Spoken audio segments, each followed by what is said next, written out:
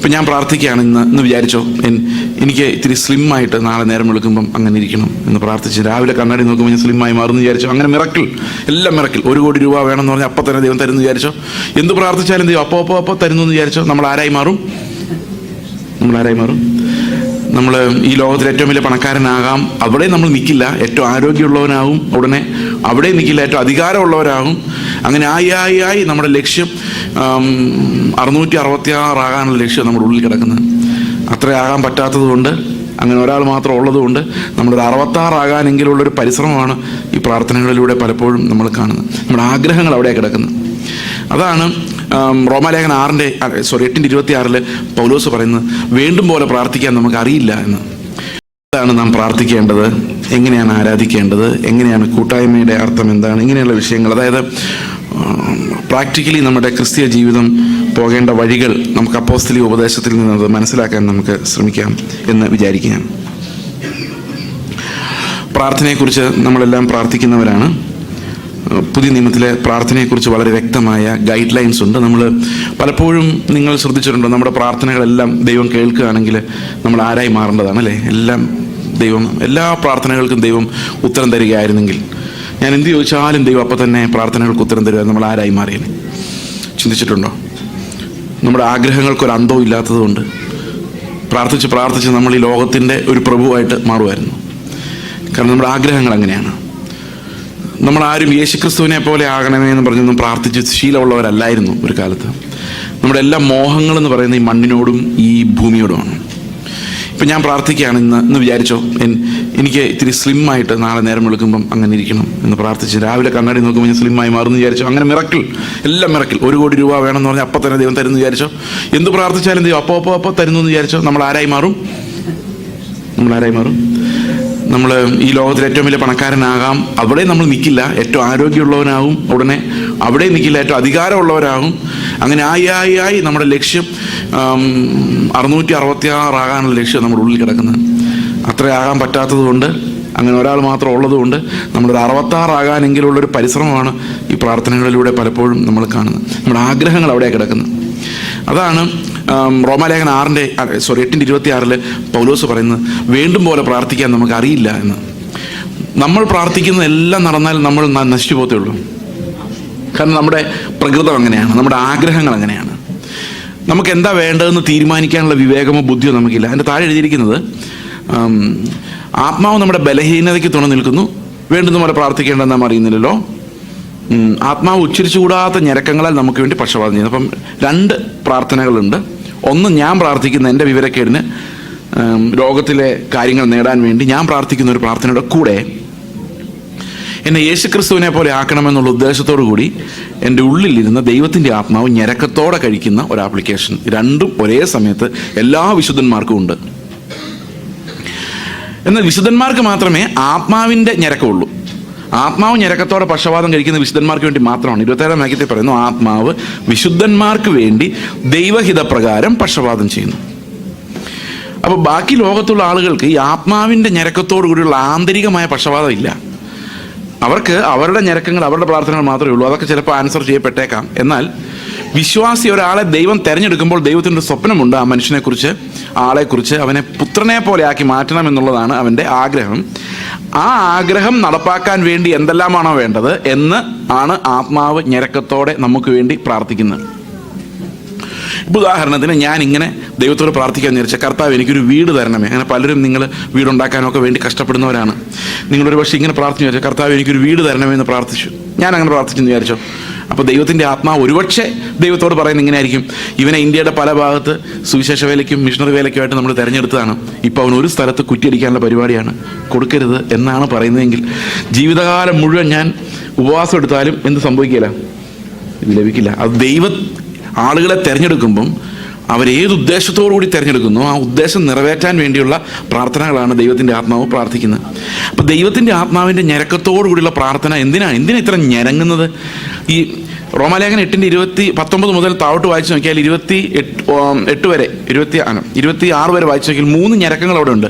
3 ഞരക്കം ഒരേ കാര്യത്തിന് വേണ്ടിയാണ്, മനുഷ്യൻ്റെ വീണ്ടെടുപ്പിന് വേണ്ടിയാണ്, അവൻ്റെ തേജസ്കരണത്തിന് വേണ്ടിയാണ്. സൃഷ്ടി ഞരങ്ങുന്നത് നമ്മുടെ തേജസ്കരണത്തിന് വേണ്ടി, ആത്മാവ് ഞരങ്ങുന്നത് നമ്മൾ യേശുവിനെ പോലെ ആക്കാൻ വേണ്ടിയാണ്. നമ്മൾ മാത്രം ഞരങ്ങുന്ന വേറെ എന്തിനൊക്കെ വേണ്ടി. അതാണ് പ്രോബ്ലം.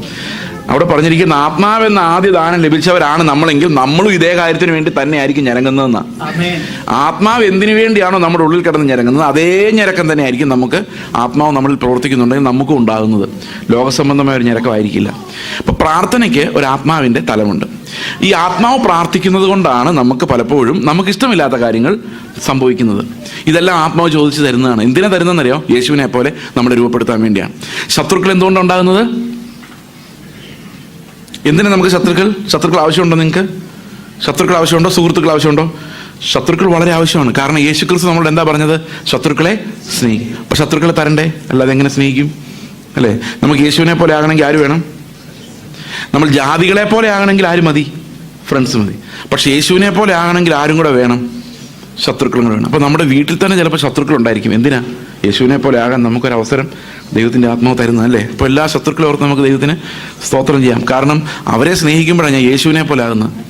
അവരെ സ്നേഹിക്കുമ്പോൾ എൻ്റെ സ്നേഹം ഒറിജിനൽ ആണോ എന്ന് ഞാൻ തിരിച്ചറിയുന്നത്.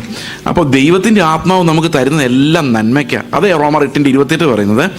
ആത്മാവ് ദൈവത്തിൻ്റെ ഹിതപ്രകാരം പക്ഷപാതം ചെയ്യുന്നത് കൊണ്ട് അതെല്ലാം നമ്മുടെ തേജസ്കരണത്തിന് വേണ്ടി ആയതുകൊണ്ട് നമുക്കതൊന്നും ഗുണമില്ല, അയ്യോ ഇങ്ങനെയാണല്ലോ എന്നൊക്കെ തോന്നിയാലും അതെല്ലാം നന്മയ്ക്കായിട്ടേ കൂടി വ്യാപരിക്കുകയുള്ളൂ. കാരണം അത് ദൈവത്തിൻ്റെ ഇറ്റേണൽ പ്ലാൻ്റെ ഭാഗമാണ് നമ്മുടെ ജീവിതത്തിൽ നടക്കുന്ന ഓരോ കാര്യങ്ങളും. നമ്മൾ ഓരോ തലമുടിനാര് കൊഴിഞ്ഞ് താഴെ വീഴുന്നത് വരെ ദൈവം അറിയാതെയല്ല, അതിനകത്തെല്ലാം ദൈവത്തിൻ്റെ ഒരു പദ്ധതിയുണ്ട് എന്നാണ് റോമാലേഖനം മനസ്സിലാക്കുന്നത്. ഇത്രയും കാര്യമായി നമ്മളെ സംരക്ഷിക്കുന്ന ഒരു ദൈവമാണ്. അവിടെ പറഞ്ഞിരിക്കുന്ന അവൻ മുന്നറിഞ്ഞവരെ വിളിച്ചും വിളിച്ചവരെ നീതീകരിച്ചവരെ തേജസ്കരിച്ചും ഇരിക്കുന്നു. അപ്പോൾ തേജസ്കരണത്തിലേക്ക് നടത്തുവാനുള്ള ഒരു വിളിയാണ് നമ്മുടെ എല്ലാം മേലിലുള്ളത്. ദൈവം ഒരാളെ ഈ പാപത്തിൽ നിന്ന് പിടിച്ചെടുക്കുമ്പോൾ അവൻ എങ്ങനെ? അപ്പോൾ ആൾക്കാരെല്ലാം കളിയാക്കുന്നുണ്ടായിരിക്കും, ഇവനെയൊക്കെയാണോ തിരഞ്ഞെടുത്തേക്കുന്നത്? യേശുവിൻ്റെ ശിഷ്യന്മാരെ യേശു തിരഞ്ഞെടുത്ത് നോക്കിക്കഴിഞ്ഞാൽ എല്ലാവർക്കും ഒരു വിഷമം തോന്നുന്നത്.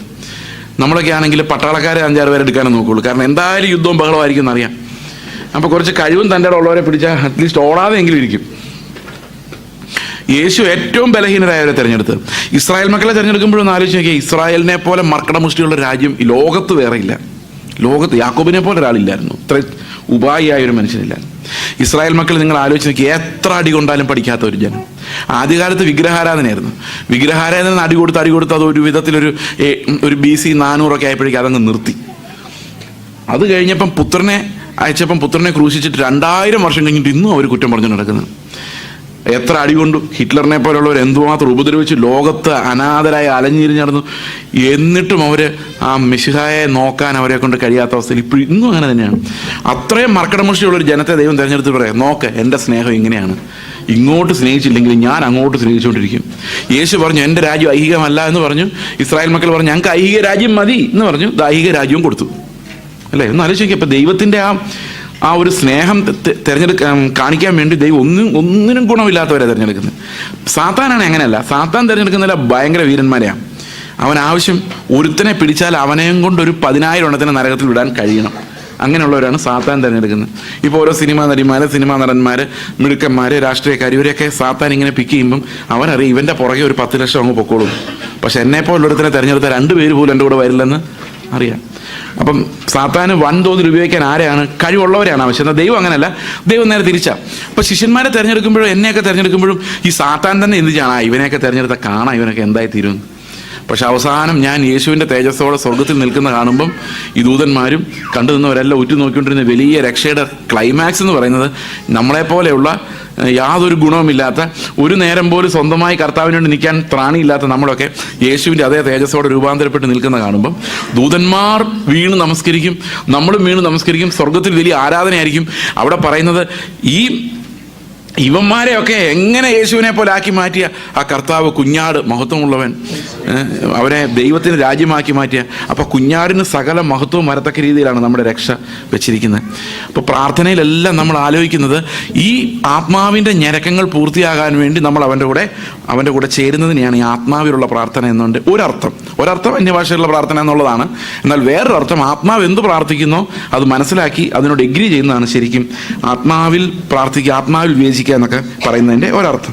അപ്പം പ്രാർത്ഥനയെക്കുറിച്ച് കർത്താവ് പറയുന്ന ചില കാര്യങ്ങൾ, ഒന്ന് മത്തായിയുടെ സുവിശേഷം 6-ാം അധ്യായത്തിലേക്ക് നമ്മൾ വരുമ്പോൾ എന്തിനു വേണ്ടി പ്രാർത്ഥിക്കരുത് എന്നുള്ളൊരു സൂചന അവിടെയുണ്ട്. എങ്ങനെ പ്രാർത്ഥിക്കരുത്? രണ്ട് കാര്യങ്ങൾ അവിടെ പ്രധാനമായിട്ടും പറയുന്നുണ്ട്. ഒന്ന്, വീണ്ടും വീണ്ടും ജൽപ്പനം ചെയ്ത് പ്രാർത്ഥിക്കരുത്. രണ്ട്, നാട്ടുകാർ കേൾക്കെ പ്രാർത്ഥിക്കരുത്. ഉറക്കെ തെരുക്കോണുകളിൽ നിന്നുകൊണ്ട് പ്രാർത്ഥിക്കരുത്. രണ്ട് കാര്യങ്ങൾ. നമ്മളിത് രണ്ടും ചെയ്യുന്നുണ്ടോ എന്ന് എനിക്കൊരു സംശയമുണ്ട്. പക്ഷേ ഇത് യേശു രണ്ടും ചെയ്യരുതെന്ന് പറഞ്ഞായിരുന്നു. ഇതെന്താണ് ഈ വീണ്ടും വീണ്ടുമുള്ള പ്രാർത്ഥനയുടെ കുഴപ്പം? വീണ്ടും വീണ്ടുമുള്ള പ്രാർത്ഥനയുടെ കുഴപ്പം എന്താണെന്ന് വെച്ച് കഴിഞ്ഞാൽ, പിന്നെ ഇപ്പം എൻ്റെ മക്കൾ എന്നോട് പറയാം, ഞാൻ കഴിഞ്ഞ ദിവസം പറഞ്ഞു തന്നു, എനിക്കൊരു ചോക്ലേറ്റ് മേടിച്ചാൽ ഞാൻ പറഞ്ഞു തരാം. ഒരു 10-20 പ്രാവശ്യം ചോദിക്കുകയാണെങ്കിൽ അർത്ഥം എന്താ? ഈ അപ്പൻ ഇത് മേടിച്ച് തരുമോ എന്നുള്ളൊരു സംശയം ഉണ്ടെന്നുള്ളത്. അതുകൊണ്ടല്ലേ വീണ്ടും വീണ്ടും ചോദിക്കുന്നത്. ഓക്കെ, അതുപോലെ ഈ ദൈവത്തോട് ഒരേ കാര്യങ്ങൾ തന്നെ വീണ്ടും വീണ്ടും തരണേ തരണേ തരണേ. ചില പ്രാർത്ഥനകൾ ഇങ്ങനെ കേട്ടിട്ടുണ്ട് ഞാൻ. അതാ തരണേന്ന് പറഞ്ഞാൽ അതും തീരില്ല, അതങ്ങനെ പറഞ്ഞുകൊണ്ടിരിക്കും. ഇവിടെ പറഞ്ഞിരിക്കുന്നത് ജാതികളെ പോലെ നിങ്ങൾ ജൽപ്പനം ചെയ്യരുത്. അപ്പോൾ രണ്ടാമത് പ്രാർത്ഥിക്കാൻ പാടില്ലേ നിങ്ങൾ ചോദിക്കും. രണ്ടാമത് പ്രാർത്ഥിക്കണം. അതെന്താണെന്ന് ഞാൻ പറയാം. മത്തായിയുടെ സുവിശേഷം 6-ാം അധ്യായത്തിലേക്ക് വരുമ്പോൾ, നിങ്ങൾ പ്രാർത്ഥിക്കുമ്പോൾ കപടഭക്തിക്കാരെ പോലെ ആകരുത്. ഓക്കെ, 6-ാം വാക്യം, നീയോ പ്രാർത്ഥിക്കുമ്പോൾ അറയിൽ കിടന്ന് വാതിലടച്ച് രഹസ്യത്തിലുള്ളതിൻ്റെ പിതാവിനോട് പ്രാർത്ഥിക്കുക. രഹസ്യത്തിൽ കാണുന്ന പിതാവ് നിനക്ക് പ്രതിഫലം തരും. പ്രാർത്ഥിക്കയിൽ നിങ്ങൾ ജാതികളെ പോലെ ജൽപ്പനം ചെയ്യരുത്, അതിഭാഷണത്താൽ ഉത്തരം കിട്ടുമെന്നല്ലോ അവർക്ക് തോന്നും. എന്നെയൊക്കെ ചെറുപ്പത്തിൽ പെന്തക്കോസ്തിലൊക്കെ ആൾക്കാർ പ്രാർത്ഥിക്കാൻ പഠിപ്പിച്ചതെന്ന് വെച്ച് കഴിഞ്ഞാൽ, നല്ല ക്ലിയർ ഫ്രേസ് ഉപയോഗിച്ച് വചനമൊക്കെ കോട്ട് ചെയ്ത് കർത്താവിനെ ആ വചനം ഓർമ്മിപ്പിച്ച് അവകാശങ്ങൾ പറഞ്ഞ് പ്രാർത്ഥിച്ച് നേടിയെടുക്കണമെന്നാണ്. ലോ പോയിന്റ് ഒക്കെ വെച്ച്. ദൈവത്തിന് ഇതൊന്നും ചിലപ്പോൾ മറന്നു പോകും. അപ്പം നമ്മൾ ഇടയ്ക്ക് ഇത് ഓർപ്പിച്ചാലേ കൃത്യമായിട്ട് അതിൻ്റെ ആൻസർ കിട്ടുള്ളൂ. പക്ഷെ ഇവിടെ കർത്താവ് പറയുന്നത് അങ്ങനല്ല. നിങ്ങൾക്ക് ആവശ്യമുള്ളത് ഇന്നതെന്ന് നിങ്ങൾ യാചിക്കും മുൻപേ നിങ്ങളുടെ പിതാവ് അറിയുന്നുവല്ലോ. അപ്പോൾ നമ്മൾ പ്രാർത്ഥിക്കേണ്ട കാര്യമുണ്ടോ? ഉണ്ടോ? ഇവിടെ എന്താ പറയുന്നത്?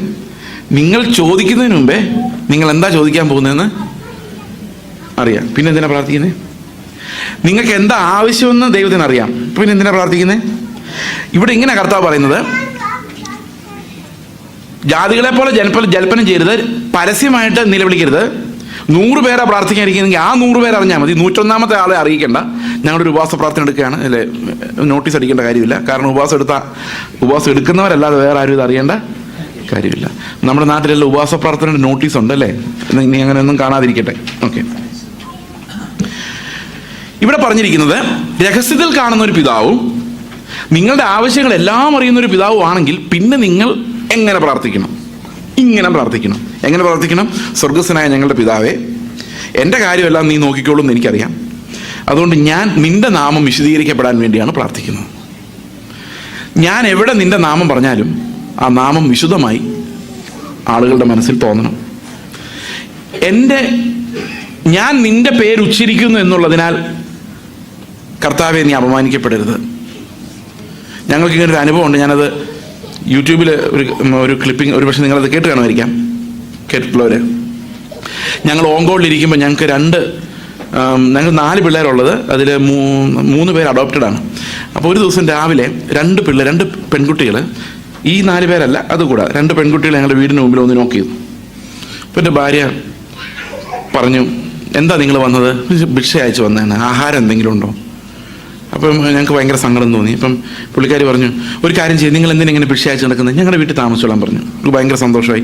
അവർ ഞങ്ങളുടെ വീട്ടിൽ താമസം ആരംഭിച്ചു. ഒരു ദിവസം കഴിഞ്ഞപ്പം ഒരു കൊച്ചു വന്ന് എൻ്റെ ഭാര്യയോട് ചോദിക്കുകയാണ്, എല്ലാവരും പപ്പ അമ്മ എന്നല്ലേ വിളിക്കുന്നത്, ഞാനും ആൻറ്റീനെ അമ്മ എന്ന് വിളിച്ചോട്ടെ എന്ന് ചോദിച്ചു. വിളിച്ചോളാൻ പറഞ്ഞു. ഞങ്ങൾ വിചാരിച്ചു, ഞങ്ങൾക്ക് ഇത്രയും 6 പിള്ളേരെ, ഗുഡ്.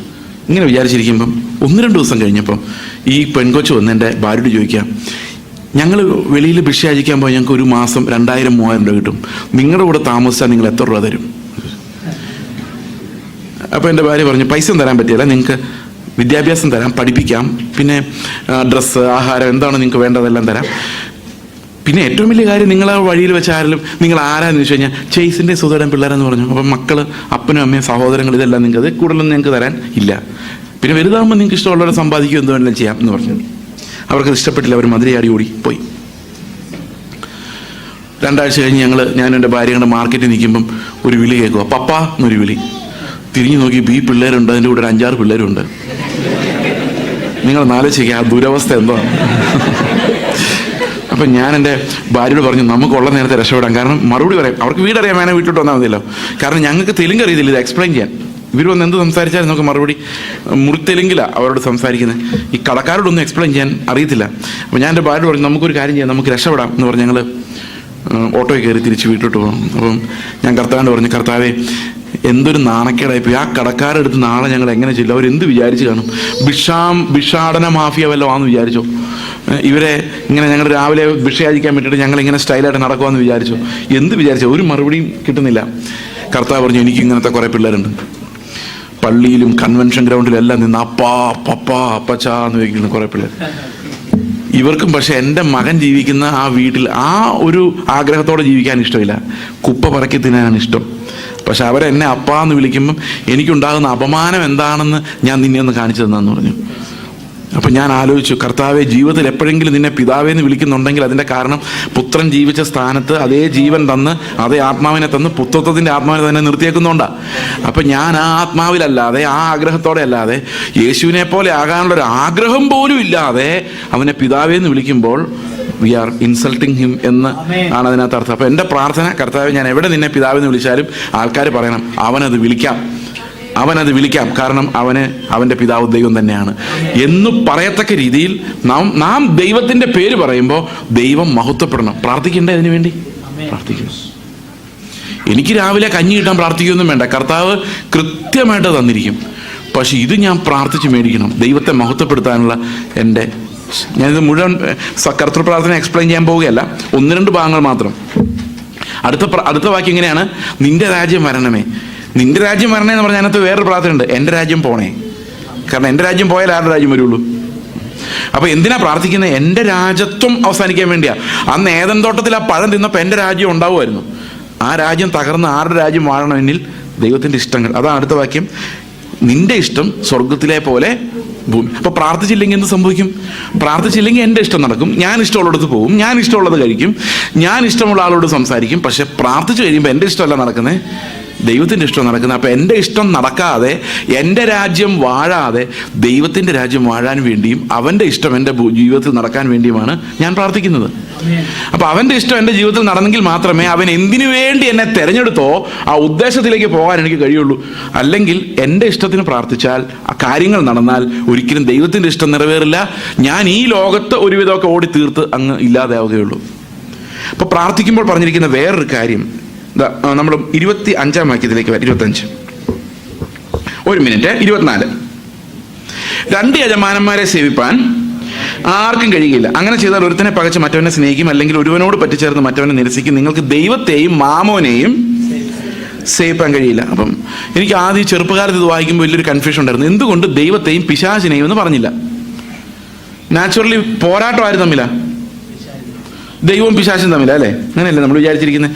അപ്പൊ ഒരേ സമയത്ത് ദൈവത്തെയും പിശാചിനെയും സേവിക്കാൻ പറ്റില്ല എന്നാ വേണ്ടത്. പക്ഷെ ഇവിടെ എഴുതിയിരിക്കുന്ന എന്താ? ഒരേ സമയത്ത് ദൈവത്തെയും മാമോനെയും. അപ്പം ഞാൻ ആലോചിച്ചപ്പം അതിനർത്ഥം എനിക്ക് മനസ്സിലായത് ഇങ്ങനെയാണ്, ദൈവവും പിശാചും ഈ ലോകത്തിലെ ഏത് ജനത്തിൻ്റെ മുമ്പിൽ പോയി നിന്നിട്ടും ഞങ്ങളിൽ ആരെ വേണം നിനക്ക് എന്ന് ചോദിച്ചാൽ നമ്മൾ എന്തേ പറയുള്ളൂ? ദൈവത്തെ വേണമെന്ന് പറയുള്ളൂ. അത് ഈവൻ ഡെവിൽ വർഷിപ്പേഴ്സിനോട് ചോദിച്ചാലും ഇന്ന് ഇവർ ഗമ കാണിച്ച് നടക്കുന്ന ഡെവിലിനെ യഥാർത്ഥത്തിൽ കണ്ടിട്ടില്ലാത്തതുകൊണ്ടാണ്. ശരിക്കും ഈ സാത്താനെ കണ്ടാൽ ഇവിടെ സാത്താൻ വർഷിപ്പേഴ്സ് ഒന്നും ഉണ്ടാവില്ല. അവരെല്ലാം കരഞ്ഞ് നിലവിളിച്ച് കർത്താവേ എന്ന് വിളിക്കത്തേ ഉള്ളൂ, അല്ലേ? സത്യമായിട്ടും ഈ ലോകത്തിൽ ഒരു സൃഷ്ടിയും സൃഷ്ടിതാവിനെ അല്ലാതെ വേറെ ആരെയും നോക്കൂല എന്ന് ആർക്കറിയാം? പിശാചിനറിയാം. അതുകൊണ്ട് അവൻ രംഗത്തെത്തുന്നതേ ഇല്ല. അവൻ്റെ സുന്ദരനായ ഒരു പ്രോക്സിനെ മുമ്പിൽ നിർത്തിയിരിക്കുക. അവൻ്റെ പേരാണ് മാമോൻ. ഇപ്പൊ വിശ്വാസിക്കും അറിയാൻ മേലെ ആരെയാ വേണ്ടതെന്ന്. സാത്താനെ വേണോ ദൈവത്തെ വേണോ എന്ന് ചോദിച്ചാൽ ദൈവം എന്ന് പറഞ്ഞേനെ. പക്ഷെ ദൈവത്തെ വേണോ മാമോനെ വേണോ എന്ന് ചോദിക്കുമ്പം മാമോനെ വേണം. മാമോനെ ആര് കൊണ്ടുതരണം? ദൈവം കൊണ്ടുതരണം. അപ്പൊ ആരാ നമ്മുടെ യജമാനൻ? ആരെയാ സേവിക്കുന്നേ? ഒരു ആരെ സേവിക്കുന്നുള്ളൊരു എക്സാമ്പിൾ ഞാൻ നിങ്ങളോട് പറയാം. ഇന്ത്യയും പാകിസ്ഥാനും തമ്മിലൊരു യുദ്ധം ഉണ്ടായെന്ന് വിചാരിക്കാനേ പാടുള്ളൂ കേട്ടോ, യുദ്ധമൊന്നുമില്ല. അപ്പം ഈ അതിർത്തിയിലൊരു പട്ടാളക്കാരൻ എന്ത് ചെയ്തെന്ന് വെച്ച് കഴിഞ്ഞാൽ പാകിസ്ഥാനി പട്ടാളക്കാരനെ തടവുകാരനായിട്ട് പിടിച്ചു. എന്നിട്ട് അവൻ്റെ കമാൻഡറെ വിളിച്ചിട്ട് പറഞ്ഞു, ഞാൻ ഒരുത്തനെ പിടിച്ചിട്ടുണ്ട് സാറേ എന്ന് പറഞ്ഞു. അപ്പോൾ കമാൻഡർ പറഞ്ഞു, ഓ മിടുക്കൻ, വെരി ഗുഡ്, നീ അവനെ വിളിച്ചുകൊണ്ടെങ്കിൽ വരാൻ പറഞ്ഞു. ശരി സാർ എന്ന് പറഞ്ഞു. ഇത്തിരി നേരം കഴിഞ്ഞപ്പോൾ അവൻ ഫോൺ ചെയ്തു, സാർ എന്താടാ? അവൻ എൻ്റെ കൂടെ വരുന്നില്ല സാർ എന്ന്. ഞാൻ അപ്പോൾ കമാൻഡർ പറഞ്ഞു, അവൻ വരുന്നില്ലേ, എന്നൊരു കാര്യം ചെയ്ത് അവനെ വിട്ടിട്ട് നീ ഇങ്ങ് വരാൻ പറഞ്ഞു. ശരി സാർ എന്ന് പറഞ്ഞു. കുറച്ചു നേരം കഴിഞ്ഞപ്പോൾ പിന്നെ വിളിച്ചു, സാർ എന്താടാ? അവൻ എന്നെ വിടുന്നുമില്ലെന്ന് പറഞ്ഞു. ഇപ്പം ആരെയാ പിടിച്ചേക്കുന്നത്? ഇവൻ അവനെയാണോ അവൻ ഇവനെയാണോ? നമ്മൾ വിചാരിച്ചിരിക്കുന്ന പണം ഇതിനെല്ലാം നമ്മൾ പിടിച്ചിരിക്കുക, നമ്മുടെ ഇഷ്ടമാണ്.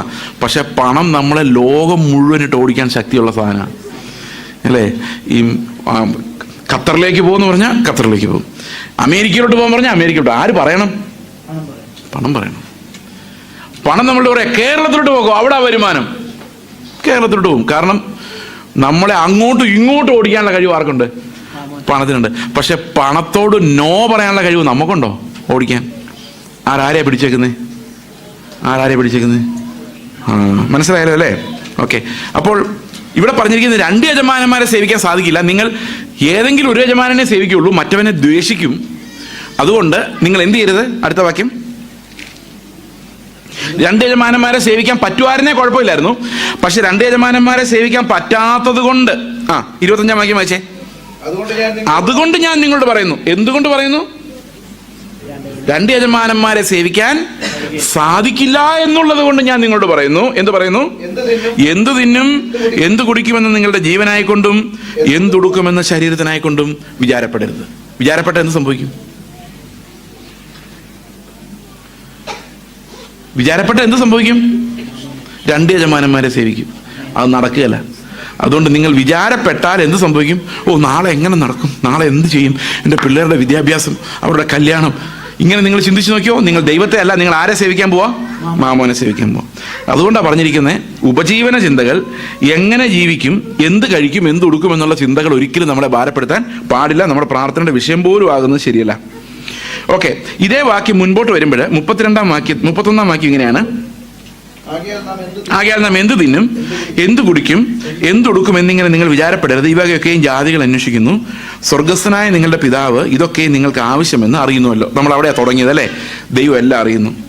മുമ്പേ അവൻ്റെ രാജ്യവും നീതി അന്വേഷിപ്പിൻ, അതോടുകൂടി ഇതൊക്കെ നിങ്ങൾക്ക് കിട്ടും. ഇവിടെ ഈ ദൈവം നമ്മുടെ ജീവന ഭയം, 2 ഭയങ്ങളാണ്. ഇന്നലെ നമ്മൾ കണ്ടത് മരിക്കുമോ എന്നുള്ള പേടി, മരണഭയത്തെ തോപ്പിക്കുന്ന കാര്യമാണ്.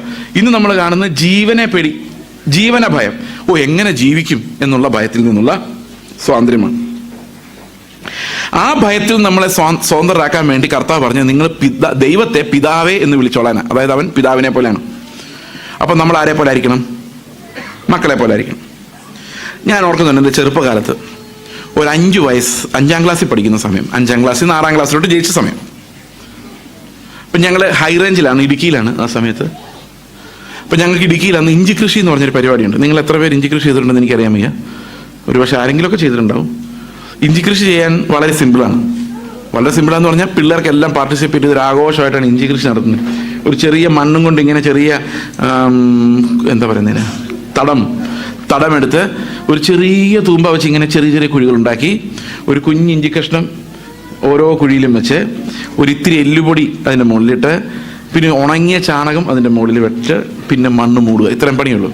അപ്പം ഞങ്ങളുടെ കയ്യിൽ എല്ലുപൊടി കാണും, ഒന്നുകിൽ ഇഞ്ചി വിത്ത് കാണും. ഇതിങ്ങനെ വെച്ചുകൊണ്ടിരിക്കും. മെയ് മാസമാണ് പരിപാടി കൃഷി നടക്കുന്നത്. മെയ് മാസത്തിലൊരു മഴയുണ്ട്. അത് കഴിയുമ്പോഴാണ് ഈ കപ്പ കൃഷിയൊക്കെ ചെയ്യുന്നത്. അപ്പം ഞങ്ങളിങ്ങനെ മെയ് ആണ്, 5-ാം ക്ലാസ് കഴിഞ്ഞ് 6-ാം ക്ലാസ് ജൂണേ തുറക്കുള്ളൂ. ഫുൾ അവധിയാണ്. കുറേ നേരം ഈ ഇഞ്ചി വിത്ത് വെച്ച് കഴിയുമ്പോൾ അപ്പം പറയും, പോടാ പോയിരുന്ന് പഠിക്കടാ എന്ന് പറയും. എന്താ പഠിക്കാൻ? 5-ാം ക്ലാസ്സിൽ നിന്ന് പാസ്.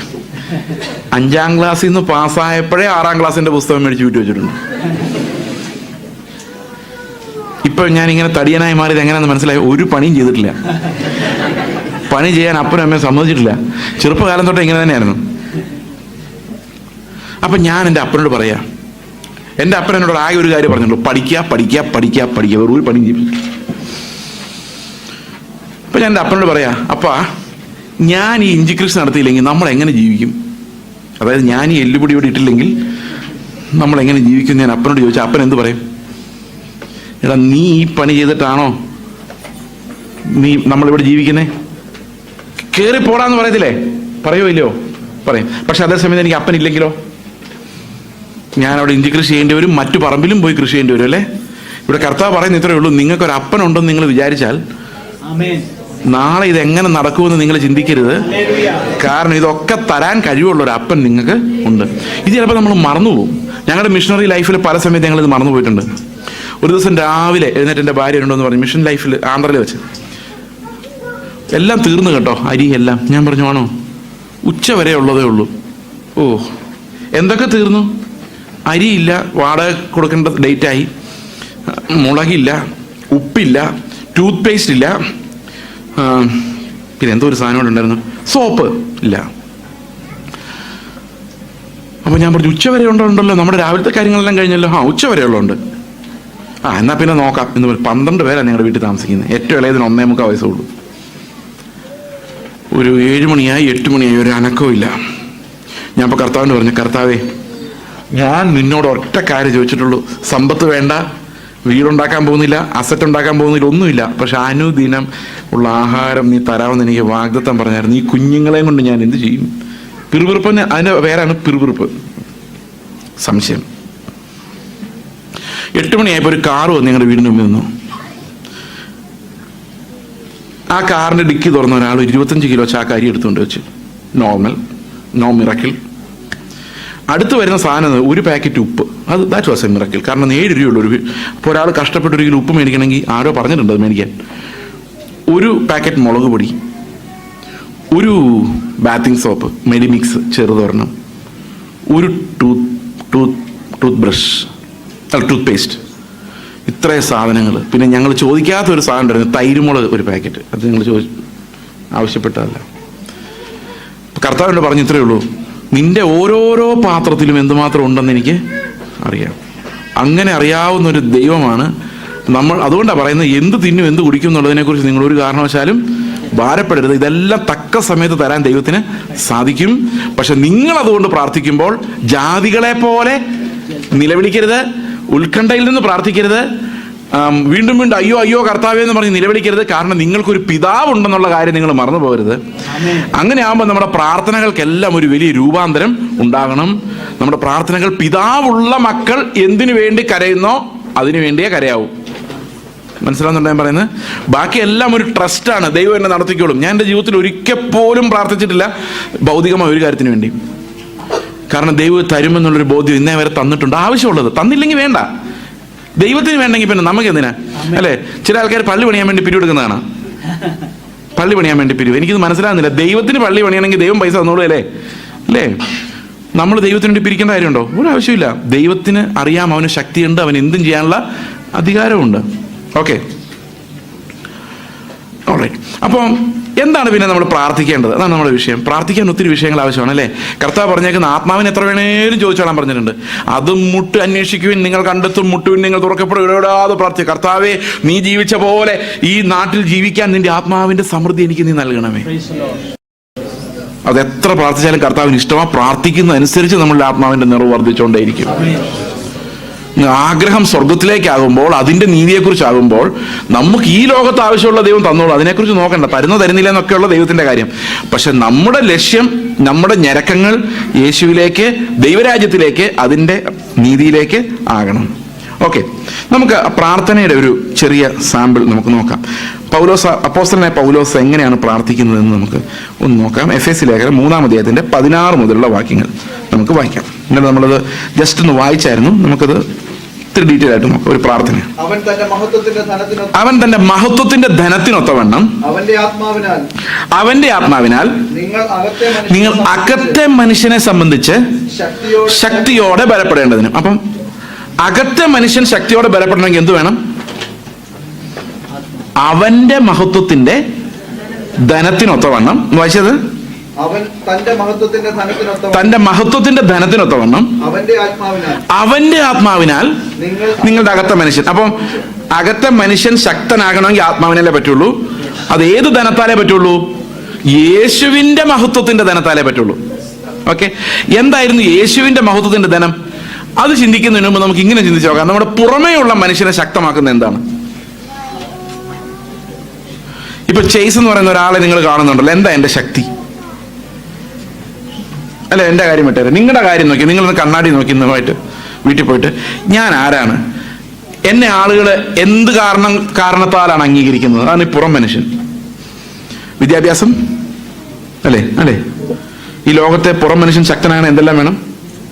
നല്ല വിദ്യാഭ്യാസം വേണം, പിന്നെ പണം, പിന്നെ സൗന്ദര്യം, പിന്നെ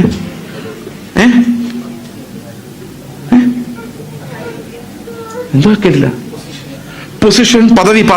പിന്നെ ഒരു വലിയ കാര്യം, അത് തന്നെ, അത് തന്നെ കുടുംബമഹിമ. അത് നമ്മൾ വിടുന്ന കേസല്ല. പ്രത്യേകിച്ച് മധ്യ തിരുവിതാംകൂറിൽ നിന്ന് വരുന്നവർക്ക് കുടുംബമഹിമ കഴിഞ്ഞിട്ടേ ഉള്ളൂ, ആകാശവും ഭൂമിയും പോലും. ഓക്കെ, ഇതെല്ലാം കൂടെ ചേർന്നാണ് നമ്മൾ എന്താകുന്നത്? ഈ ഞാനാകുന്നത്. ഈ മഹത്വം എല്ലാം നമുക്ക് ഈ ഭൂമിയിൽ നിന്ന് പറക്കാം. എവിടെ നിന്ന് കിട്ടുന്ന? ആത്മാവിൽ നിന്ന് വരുന്നതല്ല. ഇതെല്ലാം നമ്മൾ കഠിനാധ്വാനത്താലും പിന്നെ ഭാഗ്യത്താലും, അല്ലേ? നമുക്ക് കുടുംബമഹിമ എങ്ങനെ ഉണ്ടായത്? നിങ്ങൾ കഠിനാധ്വാനം ചെയ്ത് ഉണ്ടാക്കിയതാണോ? അല്ല, ഭാഗ്യം. ബാക്കി സാധനങ്ങളെല്ലാം ഈ പുറം മനുഷ്യന്റെ എല്ലാ സൗഭാഗ്യങ്ങളും നമുക്ക് എങ്ങനെ വരുന്നേ? ഈ ഭൂമിയിൽ നിന്നാണ് വരുന്നത്. ആത്മാവിൽ നിന്നല്ല അത് വരുന്നത്, പ്രാണനിൽ നിന്നും ശരീരത്തിൽ നിന്നുമാണ് അത് വരുന്നത്. ഈ മഹത്വം എല്ലാം താൽക്കാലികമാണ്. പുറമേ നിന്ന് വരുന്നതും കാണുന്നതുമായ എല്ലാ മഹത്വവും താൽക്കാലികമാണ്. എന്നാൽ യേശുവിന്റെ മഹത്വം എന്താണെന്നറിയോ? ആ മഹത്വത്തിന് വേണ്ടി നമ്മൾ പ്രാർത്ഥിക്കുന്നത്. അവന്റെ മഹത്വത്തിന്റെ ധനത്തിനൊത്തവണ്ണം ആത്മാവ് നമ്മുടെ ഹൃദയത്തെ സമ്പന്നമാക്കുമ്പോഴാണ് നമ്മുടെ അകത്തെ മനുഷ്യൻ ശക്തനാകുന്നത്. അപ്പൊ യേശുവിനുണ്ടായിരുന്ന മഹത്വം എന്തായിരുന്നു? നമുക്ക് നോക്കാം. യേശു സ്വർഗത്തിലിരിക്കുമ്പോൾ അവൻ വളരെ മഹത്വമുള്ളവനായ പുത്രനായിരുന്നു. ദൂതന്മാർ അവനെ ആരാധിച്ചുകൊണ്ടിരുന്നു. നമുക്കറിയാം, യെശയ്യാവിന്റെ പ്രവചന പുസ്തകത്തിൽ 6-ാം അധ്യായത്തിൽ ദൂതന്മാർ ആരാധിച്ചുകൊണ്ടിരുന്ന ആരെയാ? കർത്താവ് യേശു ക്രിസ്തുവിനെയാ.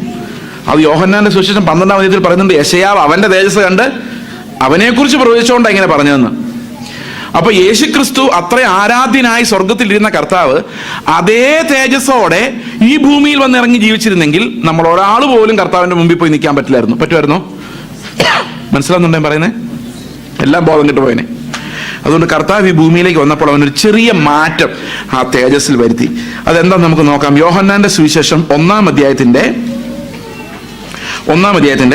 14-ാം വാക്യം.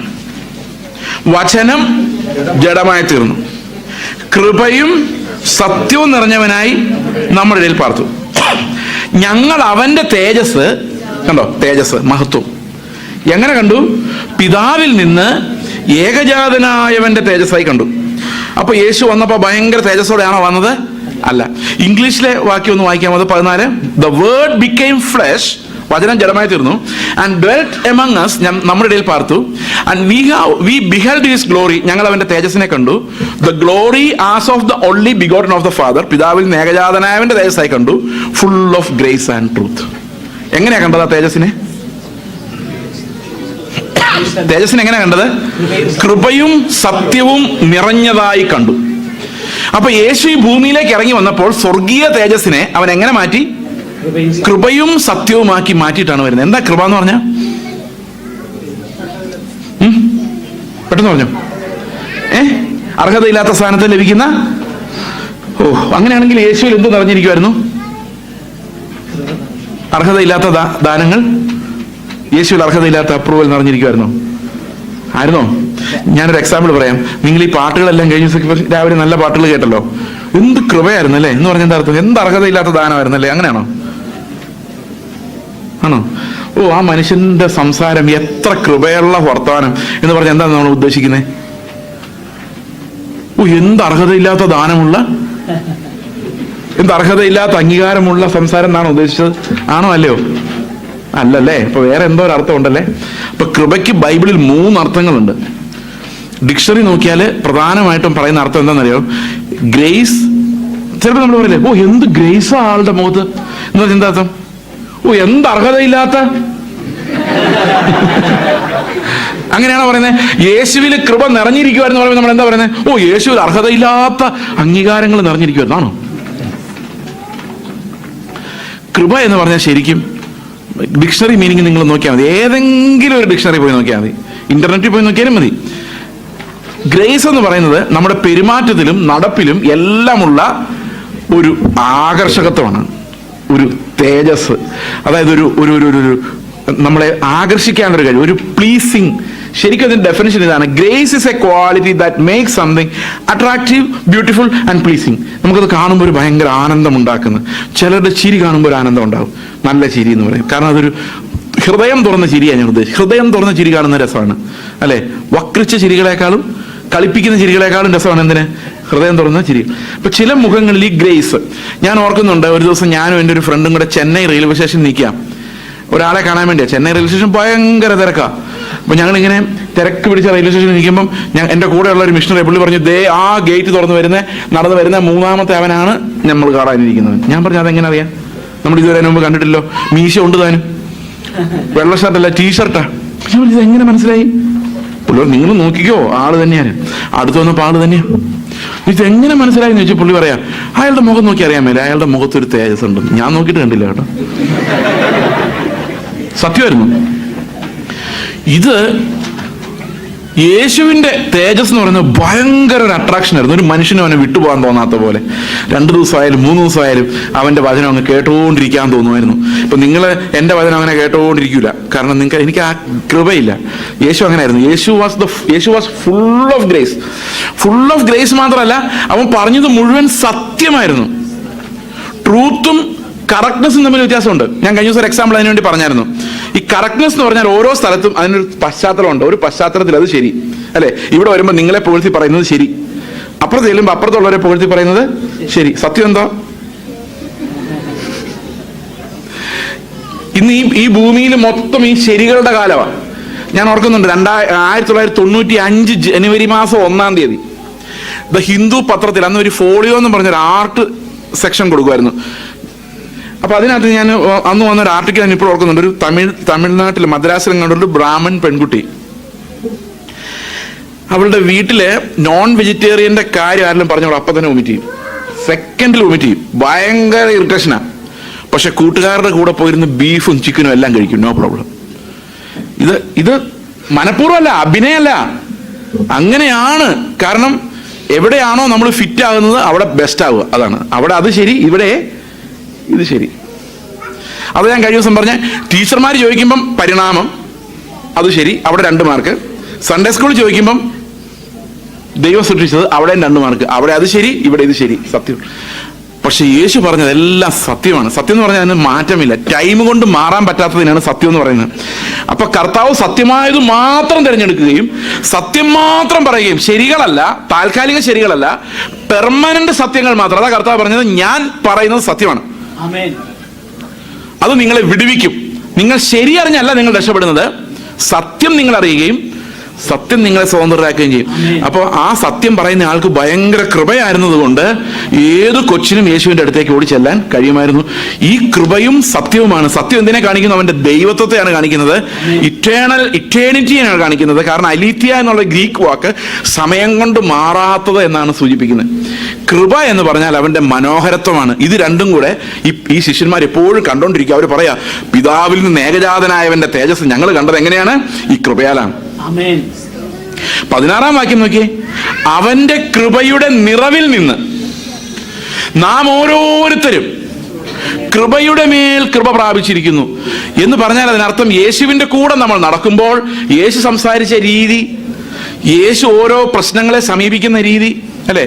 പണ്ടൊരു ബുക്ക് ഉണ്ടായിരുന്നു, കൊസുക്കി കൊയാമ എന്ന് പറഞ്ഞൊരു ജപ്പാൻ തിയോളജിയൻ എഴുതിയൊരു ബുക്ക്. എൻ്റെ പേര് 3 മൈൽ ആൻ അവർ ഗോഡ് എന്ന. 3 മൈൽ ആൻ അവർ ഗോഡ്.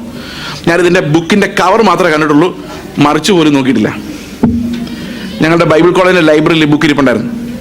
ഒരു ദിവസം ഞാൻ ഇങ്ങനെ ബസ്സിൽ പോകുമ്പോൾ ആലോചിക്കുന്നത്, എന്താ ഈ 3 mile an hour God, 100 mile an hour car അല്ലെ, 800 miles kilometres per hour aeroplane. പക്ഷെ ദൈവത്തിന്റെ സ്പീഡ് പറയാണ് എന്താ? 3 മൈൽ പെർ മണിക്കൂർ. അടുത്തത് എന്താ ഇങ്ങനെ പറഞ്ഞേക്കുന്നത്? പിന്നെയാണ് ഞാൻ ആലോചിക്കുന്നത്, 1 മണിക്കൂറിൽ 3 മൈൽ പോകുന്നത് എന്താ?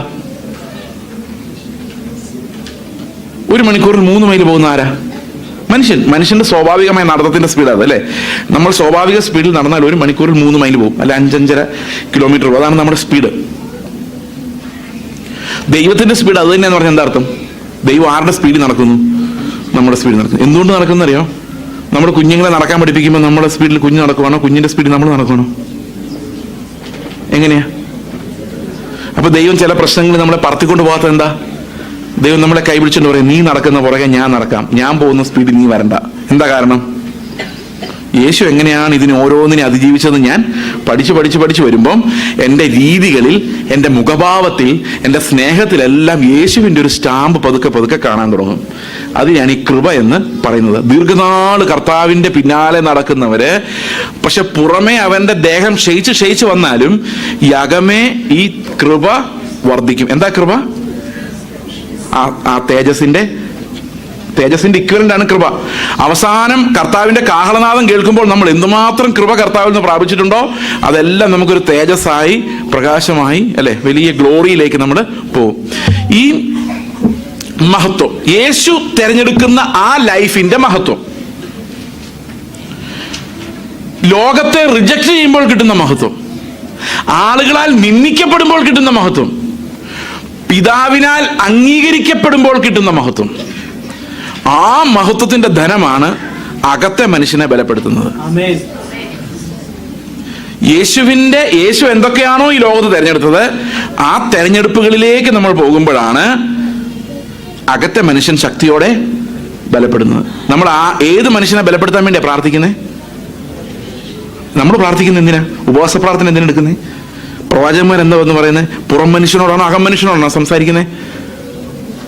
നിങ്ങൾ ശോധന ചെയ്താൽ മതി. അടുത്ത വാക്യം വായിച്ചോ, എഫേസ്യ ലേഖനം 3:17. ഞങ്ങൾ അവന്റെ തേജസ് പിതാവിൽ നിന്ന് എഫേസ്യ ലേഖനം 3:17. ക്രിസ്തു വിശ്വാസത്താൽ നിങ്ങളുടെ ഹൃദയങ്ങളിൽ വസിക്കേണ്ടതിന്. നമുക്കൊരു കാര്യം അറിയാം, സർവകാലവും സർവ്വലോകത്തിനു മുമ്പേ നമ്മളെ കർത്താവിൽ തെരഞ്ഞെടുത്തു. അപ്പോൾ ഇങ്ങനെയാണ് ഞാൻ കഴിഞ്ഞ ദിവസം കാണിച്ച ഇങ്ങനെയാണ്, ക്രിസ്തുവിൽ നമ്മളെ തെരഞ്ഞെടുത്തു. നമ്മൾ എവിടെയുണ്ട്? ക്രിസ്തുവിലുണ്ട്. ഇത് വിശ്വാസത്താലല്ല, ഇത് കൃപയാല.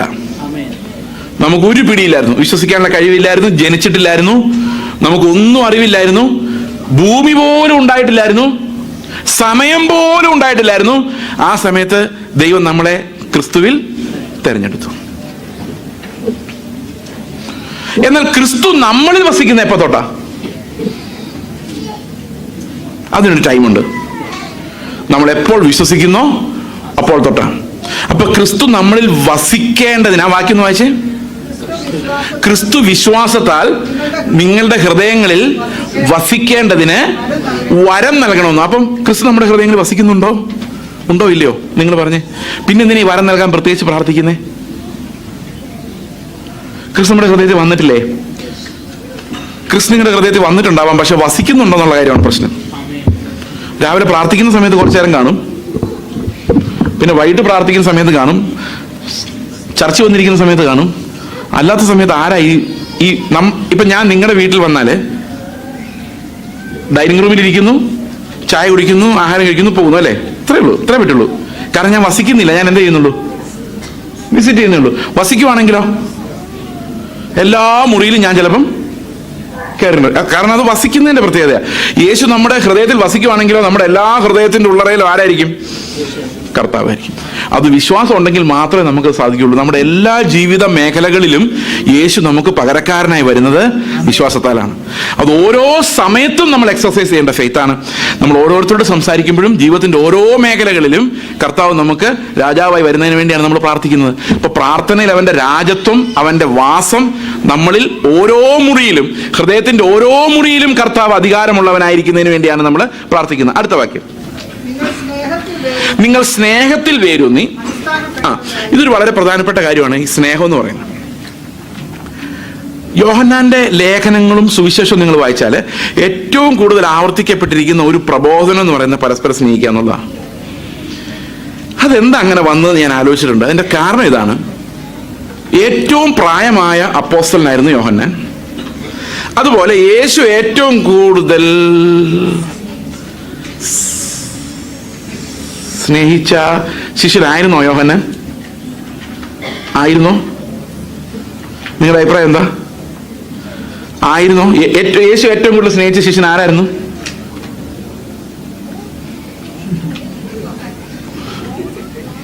പറ. ആയിരുന്നോ? നോ. ആർക്ക് പറയാം? യോഹന്നാനല്ല. ആർക്ക് പറയാം? നോ. നിങ്ങളൊന്നും വിചാരിക്കില്ലെങ്കിൽ ഞാൻ സത്യം തുറന്നു പറയാം, അത് ഞാനാ.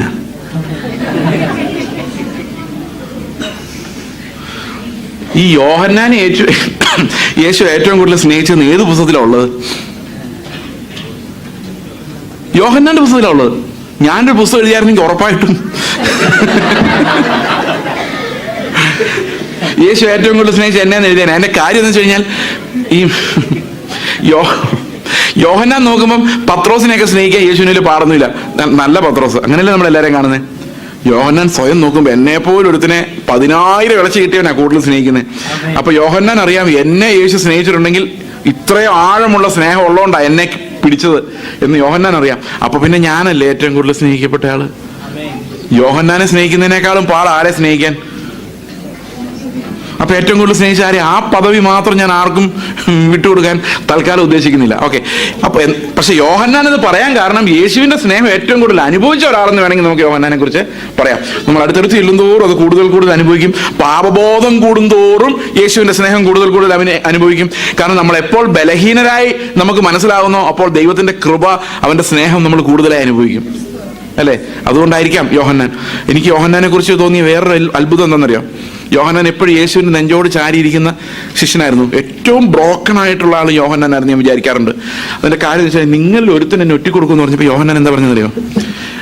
അത് യൂദയായിരിക്കും എന്നല്ല പറഞ്ഞത്, അത് ഞാനാവോന്നാ. അതായത് ഇപ്പോൾ വരെ യേശു എന്നെ ഏറ്റവും കൂടുതൽ സ്നേഹിക്കുന്നു, ഞാനും അവനെ സ്നേഹിക്കുന്നു, അവൻ നെഞ്ചോട് ചേർന്നിരിക്കുന്നു.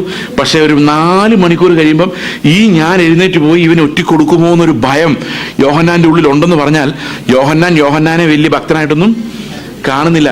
അതായത് എന്ത് തിന്മയും ചെയ്യാനുള്ള പൊട്ടൻഷ്യൽ നമ്മുടെ ഉള്ളിലുണ്ട്. അത് യോഹന്നാനെ തിരിച്ചറിയാൻ കിട്ടുമായിരുന്നു. അപ്പൊ യോഹന്നാൻ എന്തോരം ഉണ്ടെന്ന് യോഹന്നാൻ അറിയാം. ആ യോഹന്നാനെ ഇത്രയും സ്നേഹിക്കുന്ന യേശു. അപ്പം ഇത് 1 വർഷമല്ല, 2 വർഷമല്ല, 10 വർഷമല്ല, 50 വർഷമല്ല, ഏറ്റവും കുറഞ്ഞത് 60 വർഷം, 65 വർഷമെങ്കിലും യോഹന്നാൻ യേശുവിന്റെ പരിജ്ഞാനത്തിൽ നടന്ന് അവസാനം പറയാണ് സ്നേഹമാണ് എല്ലാം. കാരണം ഏറ്റവും ടോപ്പ് ക്വാളിറ്റിയിലേക്ക് യോഹന്നാൻ എത്തുന്ന സ്നേഹത്തിന് വേണ്ടിയാണ്. അപ്പൊ യേശുവിന്റെ കൂടെ ഒരാൾ 60 വർഷം നടന്നാൽ എന്ത് സംഭവിക്കും എന്നുള്ളതിന്റെ ഉത്തരമാണ് യോഹന്നാൻ. അതാണ് അതിന്റെ ക്ലൈമാക്സ്. നമ്മൾ ചിലപ്പോൾ ചില സാധനങ്ങളൊക്കെ വാങ്ങിക്കുമ്പോഴേ, ബൈക്ക് വാങ്ങിക്കും, അല്ലെങ്കിൽ കാർ വാങ്ങിക്കും, അല്ലെങ്കിൽ മൊബൈൽ ഫോൺ വാങ്ങിക്കുമ്പോൾ അതിന്റെ റിവ്യൂ ഉണ്ടാവും എവിടെയെങ്കിലും ഒക്കെ, അല്ലേ? പക്ഷെ ഒരു 10 വർഷം ഒരാൾ ഉപയോഗിച്ചിട്ട് റിവ്യൂ എഴുതുവാണെങ്കിൽ കുറച്ചുകൂടെ പ്രയോജനമല്ലേ? അപ്പൊ ഒരു 65 വർഷം യേശുവിന്റെ കൂടെ നടന്നാൽ എന്താകും ഫലം എന്നുള്ളതാണ് യോഹന്നാന്റെ ലേഖനം. അപ്പൊ അത് സ്നേഹത്തെക്കുറിച്ച് മാത്രമാണ് പറയുന്നത്. കാരണം ബാക്കി എല്ലാം ഇല്ലാതായി പോവാ, സ്നേഹം മാത്രം നിലനിൽക്കും. തികഞ്ഞ സ്നേഹത്തിലേക്കാണ് നമ്മൾ വളർന്ന് യേശുവിനെ പോലെ ആകുന്നത്. അതവിടെ പറഞ്ഞിരിക്കുന്നത്, നിങ്ങൾ സ്നേഹത്തിൽ വേരൂന്നി അടിസ്ഥാനപ്പെട്ടവരായി. അടുത്ത വാക്യം, വീതിയും നീളവും ഉയരവും ആഴവും എന്ന് സകല വിശുദ്ധന്മാരോടും കൂടെ ഗ്രഹിക്കാൻ. അതെന്താ സാധനം? നമ്മൾ എങ്ങനെ യേശുവിന്റെ സ്നേഹത്തിന്റെ നീളവും വീതി അറിയുന്നത്? ഇപ്പൊ സഭയിൽ ഒരു സഹോദരൻ ഇത്തിരി ഉടക്കുണ്ടാക്കുന്ന സഹോദരൻ വരുമ്പോഴാണ് നമ്മൾ അറിയുന്നത്, ഇത്രയും വീതിയായിരുന്നോ യേശുവിന്റെ സ്നേഹത്തിന് എന്നല്ലേ? അപ്പൊ അവനെ സ്നേഹിക്കുമ്പോൾ നമുക്കറിയാം യേശുവിന്റെ സ്നേഹത്തിന്റെ വീതി എന്താന്ന്. വേറൊരാള് മഹാദുർഗണം പിടിച്ച് എന്ത് പറഞ്ഞാലും അനുസരിക്കാത്ത ഒരാളായിരിക്കും. അവനെ യേശു സ്നേഹിച്ചെന്ന് മനസ്സിലാക്കുമ്പോഴാണ്, അവനെ ഞാനും കൂടെ സ്നേഹിക്കാൻ തുടങ്ങുമ്പോഴാണ് യേശു എന്താ ആഴത്തിലോട്ട് പോയിട്ടാണ് ഇവനെ സ്നേഹിച്ചതെന്ന്. അപ്പൊ ഒരു സഭയിൽ തന്നെ പലതരം വിശ്വാസികൾ വരുന്നത് എന്തിനാന്ന് മനസ്സിലായോ? എന്തിനാ? നമ്മുടെ സഭയിൽ നല്ല വിശ്വാസികൾ മാത്രം മതിയോ? എല്ലാവരും നല്ല വിശ്വാസികളാകണം, പക്ഷെ ഇടയ്ക്കിടയ്ക്ക് ആരും വരും ഈ നമ്മുടെ സ്നേഹത്തിന്റെ പരിമിതികൾ വർദ്ധിപ്പിക്കാൻ വേണ്ടി. നമുക്ക് സ്നേഹിക്കാൻ പ്രയാസമുള്ളവർ നമ്മുടെ വീട്ടിലും സഭകളിലും എല്ലാം ദൈവം അയക്കും. അതിന് എന്തിനു വേണ്ടി അത് അയക്കുന്നത്? യേശു എങ്ങനെയാണ് ഈ പാപികളെ സ്നേഹിക്കുന്നത് നമുക്ക് മനസ്സിലാകാൻ വേണ്ടിയാണ്. ആ പരിജ്ഞാനം നമുക്കുണ്ടാകാൻ വേണ്ടി. അടുത്ത വാക്യം, പരിജ്ഞാനത്തെ കവിയുന്ന ക്രിസ്തുവിന്റെ സ്നേഹത്തെ അറിയുവാനും പ്രാപ്തരാവുകയും. ഈ പരിജ്ഞാനത്തെ കവിയുന്ന സ്നേഹം എന്ന് പറഞ്ഞാൽ എന്താ അർത്ഥം? എന്നോട് ഒരാൾ കഴിഞ്ഞ ദിവസം പറഞ്ഞ, ചേസ് ബ്രദർ ഈ ആൾക്കാർ പറ്റിക്കും. ഞാൻ പറഞ്ഞു, എന്താ ഉദ്ദേശം? അതെ, ആൾക്കാരെ വിവേചിക്കണം. ആൾക്കാരെ വിവേചിച്ചേ നമ്മൾ സ്നേഹിക്കാവൂ. സമ്മതിച്ചോ? നിങ്ങൾ എഗ്രി ചെയ്യുന്നുണ്ടോ എന്നോട്? അവൻ പറ്റിക്കും എന്ന് പറഞ്ഞാൽ പറ്റിക്കും, അതുകൊണ്ട് അവനെ സ്നേഹിക്കുന്നത് സൂക്ഷിച്ചു വേണം. ഞാൻ പറഞ്ഞു, ലോകത്ത് ഈ 45 വയസ്സിനിടയിൽ എന്നെ ഒരാളും പറ്റിച്ചിട്ടില്ല. സത്യമാണ്. എന്തുകൊണ്ടാണെന്നറിയോ? ഒന്നാമത്തെ കാര്യം, ദൈവം അറിയാതെ ഒരുത്തിനും എന്നെ പറ്റിക്കാൻ പറ്റിയില്ല. രണ്ടാമത്തെ കാര്യം, പറ്റിക്കുമെന്ന് പ്രതീക്ഷ തന്നെയാണ് അവൻ ഇടപെടുന്നത്. അപ്പൊ അവന് പറ്റിച്ചു എന്ന് അവന് വിചാരിക്കാൻ പറ്റില്ല. മനസ്സിലാവുന്നുണ്ടോ? പറ്റിക്കാനുള്ള പൊട്ടൻഷ്യൽ അവനുണ്ട്, പക്ഷെ എന്നാലും എന്റെ പരിജ്ഞാനത്തിനപ്പുറത്ത് അവനെ സ്നേഹിക്കാൻ പറ്റുന്നുണ്ടെന്നുള്ളതാണ് എന്നോട് കർത്താവ് വെച്ചേക്കുന്ന ചലഞ്ച്. അവൻ പറ്റിക്കുമായിരിക്കും, ചിലപ്പോൾ കൊല്ലുമായിരിക്കും, ചിലപ്പോൾ ഭയങ്കര മണ്ടത്തരമായിരിക്കും. പക്ഷെ മനുഷ്യന്റെ പരിജ്ഞാനം എന്ത് പറയുന്നോ അതിനെ കവിയുന്ന ഒരു ദൈവത്തിന്റെ സ്നേഹം എൻ്റെ ഉള്ളിൽ ഉണ്ടാകണം. നിങ്ങൾക്ക് ഇഷ്ടപ്പെടുന്നുണ്ടെന്ന് എനിക്കറിയാൻ മേല. ആ സ്നേഹം നമ്മൾ പ്രാക്ടീസ് ചെയ്യണം. ഇതിനൊക്കെ വേണ്ടിയാ പ്രാർത്ഥിക്കുന്നത്. കർത്താവെ, ഈ സ്നേഹം എൻ്റെ ഉള്ളിൽ തരണമേ. ഈ നീളവും ഉയരവും ആഴവും വീതിയും എന്താന്ന് എൻ്റെ കുടുംബത്തിലും എൻ്റെ സഭയിലും തിരിച്ചറിയാൻ എന്നെ സഹായിക്കണമേ. അടുത്ത വാക്യം, ദൈവത്തിന്റെ എല്ലാ നിറവിനാലും നിറഞ്ഞു വരാൻ എന്നെ സഹായിക്കണമേ. പ്രാർത്ഥനയായോ? ഇത് എത്ര പ്രാർത്ഥിച്ചാലും തീരാത്തൊരു പ്രാർത്ഥനയാണ്. എത്ര പ്രാർത്ഥിച്ചാലും തീരത്തില്ല. നമ്മുടെ അകത്തെ മനുഷ്യന് വേണ്ടിയുള്ള പ്രാർത്ഥന, ആത്മാവിന്റെ നിറവിന് വേണ്ടിയുള്ള പ്രാർത്ഥന, യേശുവിന്റെ പരിജ്ഞാനത്തിന് വേണ്ടിയുള്ള പ്രാർത്ഥന, ഇതൊരിക്കലും തീരത്തില്ല. ഇനി പ്രാർത്ഥനയിലേക്ക് നമുക്ക് മടങ്ങി വരാം. അതിന് മുമ്പ് ആരാധന എന്താണെന്നുള്ളത് നമുക്ക് നോക്കാം. ഈ ആരാധന എന്ന് പറയുന്നത് ഞാൻ പലപ്പോഴും പെന്തക്കോസ്റ്റ് ചർച്ചുകളിൽ ചെല്ലുമ്പോൾ ആരാധനയെക്കുറിച്ച് നമ്മൾ ആരാധിക്കുന്നവരാണെന്ന് എല്ലാവരും വിചാരിച്ചിരിക്കുന്നത്. പക്ഷെ ആരാധിക്കാൻ ഒട്ടും അറിയാൻ വയ്യാത്ത ഗ്രൂപ്പുകളിലൊന്നാണ് ഈ പെന്തക്കോസ്റ്റുകാർ. ഞാൻ പലപ്പോഴും ചിന്തിച്ചിട്ടുണ്ട്. യെശയ്യാവിന്റെ പ്രവചന പുസ്തകം 6-ാം അധ്യായം നമ്മൾ നോക്കുമ്പോൾ അവിടെ ദൂതന്മാരുടെ ഒരു വർഷിപ്പ് നമുക്ക് കാണാം. അത് വർഷിപ്പ് എന്നതിനെ വിളിക്കാമോ എന്ന് എനിക്കറിയാൻ വയ്യ. കാരണം ആ ഭാഗം നമുക്കൊന്ന് നോക്കാം. ഉസിയ രാജാവ് മരിച്ച ആണ്ടിൽ കർത്താവ് ഉയർന്നും പൊങ്ങിയുമുള്ള സിംഹാസനത്തിൽ ഇരിക്കുന്നു ഞാൻ കണ്ടു. അവന്റെ വസ്ത്രത്തിന്റെ വിളിമ്പുകൾ മന്ദിരത്തെ നിറച്ചിരുന്നു. സാറാപ്പുകൾ അവന് ചുറ്റും നിന്ന് ഓരോരുത്തരും 6 ചിറകുണ്ടായിരുന്നു. 2 കൊണ്ട് അവർ മുഖം മൂടി, 2 കൊണ്ട് കാൽ മൂടി, 2 കൊണ്ട് പറന്ന് ഒരുത്തനോട് ഒരുത്തൻ, സൈന്യങ്ങളുടെ യഹോവ പരിശുദ്ധൻ പരിശുദ്ധൻ പരിശുദ്ധൻ, സർവ്വഭൂമിയും അവന്റെ മഹത്വം കൊണ്ട് നിറഞ്ഞിരിക്കുന്നു. എന്താ അവർ ആരാധിക്കുന്നേ? സൈന്യങ്ങളുടെ ദൈവമായ കർത്താവ് പരിശുദ്ധൻ പരിശുദ്ധൻ പരിശുദ്ധൻ. ഇതാണ് ആരാധന. അതിനൊരു കാരണമുണ്ട്. ഇവർ ആരാധിക്കുമ്പോൾ ശ്രദ്ധിച്ചിട്ടുണ്ടോ? കണ്ണു മൂടിയാണ്. ആരെ കാണുന്നില്ല? ആരെയാണോ ആരാധിക്കുന്നത് അവനെ കാണുന്നില്ല. ഓക്കെ, കാലും മൂടിയിരിക്കുകയാണ്. കാരണം ഇവരുടെ നടപ്പ് ആരെയും കാണിക്കുന്നില്ല. 3, അവര് ദൈവത്തോടൊന്നും പറയുന്നില്ല. ഒരുത്തൻ മറ്റൊരുത്തനോടാ പറയുന്നത്. എന്താ പറയുന്നത്? അവിടെ ഇരിക്കുന്ന പരിശുദ്ധനെ അബദ്ധത്തിൽ പോലും നോക്കിപ്പോയേക്കല്ലെന്ന. അങ്ങനെയല്ല പറയുന്നേ. അവൻ പരിശുദ്ധൻ പരിശുദ്ധൻ പരിശുദ്ധൻ, കണ്ണു മൂടിക്കൊണ്ടാ പറയുന്നത്. അങ്ങോട്ട് നോക്കാൻ ഭയമാണ്. അതിനൊരു കാരണമുണ്ട്. അവരുടെ മനസ്സിലുണ്ട് വാഴ്ച കാത്തുകൊള്ളാത്ത ദൂതന്മാരെ യാതൊരു കരുണയുമില്ലാതെ തള്ളിക്കളയാൻ അധികാരമുള്ളവനാണ് ആര്? ഇരിക്കുന്ന പരിശുദ്ധനായ ദൈവം. അവന്റെ മുൻപിൽ യാതൊരു ചിന്തകൾ പോലും തെറ്റായി വരാൻ പാടില്ല. അത്ര പെർഫെക്റ്റ് ആയിരിക്കണം. അതുകൊണ്ടാണ് അവർ കണ്ണു മൂടി കാല് മൂടി. ഒരുത്തൻ വേറൊരുത്തനോട് ദൈവത്തിന്റെ മുഖത്ത് നോക്കാൻ അവർ അധികാരമില്ല അവിടെ. അങ്ങനെയാണ് പഴയ നിയമത്തിൽ നമ്മൾ കാണുന്നത്. പഴയ നിയമത്തിൽ ആരാധനയ്ക്ക് എല്ലാം മറയുണ്ട്. എന്നാൽ പുതിയ നിയമത്തിലെ ഒരു ആരാധനയുടെ ഒരു പിക്ചർ നമുക്ക് നോക്കാം. അത് വെളിപ്പാട് പുസ്തകത്തിലാണ്. വെളിപ്പാട് പുസ്തകം 5-ാം അധ്യായം നോക്കിക്കേ. വെളിപ്പാട് പുസ്തകം 5-ലുള്ള ആരാധന എന്താണെന്ന് വായിക്കാം. 9-ാം വാക്യം, പുസ്തകം വാങ്ങുവാനും അതിന്റെ മുദ്ര പൊട്ടിപ്പാനും നീ യോഗ്യൻ. യേശുവിനോട് പറയുന്നതാണ്. നീ അറുക്കപ്പെട്ടു, നിന്റെ രക്തം കൊണ്ട് സർവഗോത്രത്തിലും ഭാഷയിലും വംശത്തിലും ജാതിയിലും നിന്നുള്ളവരെ ദൈവത്തിനായി വിലയ്ക്ക് വാങ്ങി ഞങ്ങളുടെ ദൈവത്തിന് അവരെ രാജ്യവും പുരോഹിതന്മാരും ആക്കി വെച്ചു. അവർ ഭൂമിയിൽ വാഴുന്നു എന്നൊരു പുതിയ പാട്ട് അവർ പാടും. അല്ലേ? താഴോട്ട് വായിക്കുമ്പം 12-ാം വാക്യം, അവർ അത്യുച്ചത്തിൽ അറുക്കപ്പെട്ട കുഞ്ഞാട് ശക്തിയും ധനവും ജ്ഞാനവും ബലവും ബഹുമാനവും മഹത്വവും സ്തോത്രവും ലഭിപ്പാൻ യോഗ്യൻ എന്ന് പറഞ്ഞു. സ്വർഗത്തിലും ഭൂമിയിലും ഭൂമിക്ക് താഴെ ഭൂമിക്ക് കീഴിലും സമുദ്രത്തിലുമുള്ള സകല സൃഷ്ടിയും അവയിലുള്ളതൊക്കെയും സിംഹാസനത്തിലിരിക്കുന്നവനും കുഞ്ഞാടിനും സ്തോത്രവും ബഹുമാനവും മഹത്വവും ബലവും എന്നേക്കും ഉണ്ടാകട്ടെ എന്ന് പറയുന്നത് ഞാൻ കേട്ടു. സകല ജീവികളും ആമേൻ എന്ന് പറഞ്ഞു. മൂപ്പന്മാർ വീണ് നമസ്കരിച്ചു. ഇതാണ് പുതിയ നിയമത്തിൽ നമ്മൾ കാണുന്ന ആരാധന. ഈ ആരാധനയ്ക്ക് ഒരു അടിസ്ഥാനമുണ്ട്. ദൂതന്മാർ അതുവരെ കണ്ടിരുന്നത് എന്താണ്? പരിശുദ്ധനായ ദൈവം, പാപികളെ ശിക്ഷിക്കുന്ന ദൈവം, തെറ്റായ ഒരു കാര്യത്തിന് ദൂതന്മാർ ഇടപെടുമ്പോൾ പോലും അവരെ കഠിനമായി ശിക്ഷിച്ച് വെട്ടിക്കളയുന്ന ദൈവം. ഇപ്പോൾ അവർ ഒരു അത്ഭുത കാഴ്ച കാണുകയാണ്. കാരണം ദൂതന്മാർ തെറ്റിപ്പോയപ്പോൾ അവരെ രക്ഷിക്കാൻ ദൈവം ഇറങ്ങി ചെന്നില്ല. എന്നാൽ വെറും പുഴുക്കളെ പോലെയുള്ള മനുഷ്യർ പാപം ചെയ്ത് നശിക്കാൻ തുടങ്ങിയപ്പോൾ ദൈവം തന്നെ ആ പുഴുവിനെ പോലുള്ളൊരു മനുഷ്യൻ രൂപമെടുത്ത് ഈ ഭൂമിയിലേക്ക് ഇറങ്ങി വന്ന് അവർക്ക് വേണ്ടി മരിക്കുന്ന ഒരു അത്ഭുത കാഴ്ചയാണ് ഈ ദൂതന്മാർ കാണുന്നത്. അതുപോലൊന്നും അവർ അതിനു മുമ്പ് കണ്ടിട്ടില്ല.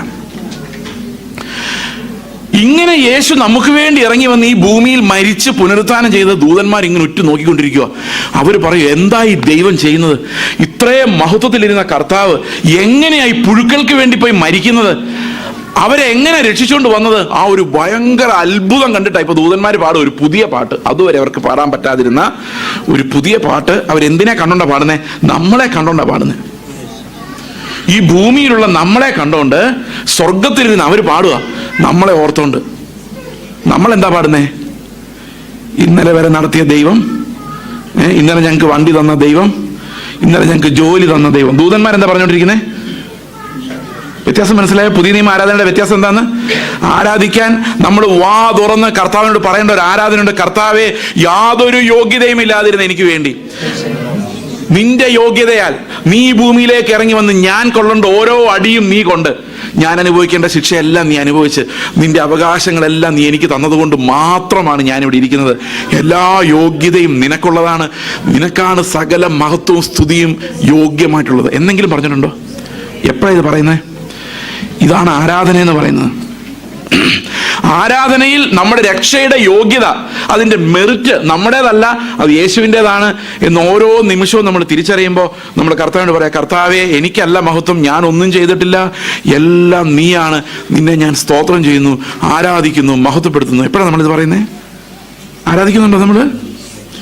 ദൂതന്മാർക്ക് ആ പാട്ട് പാടാൻ പറ്റില്ല. ആ പാട്ട് പാടുന്നത് നമ്മളാണ്.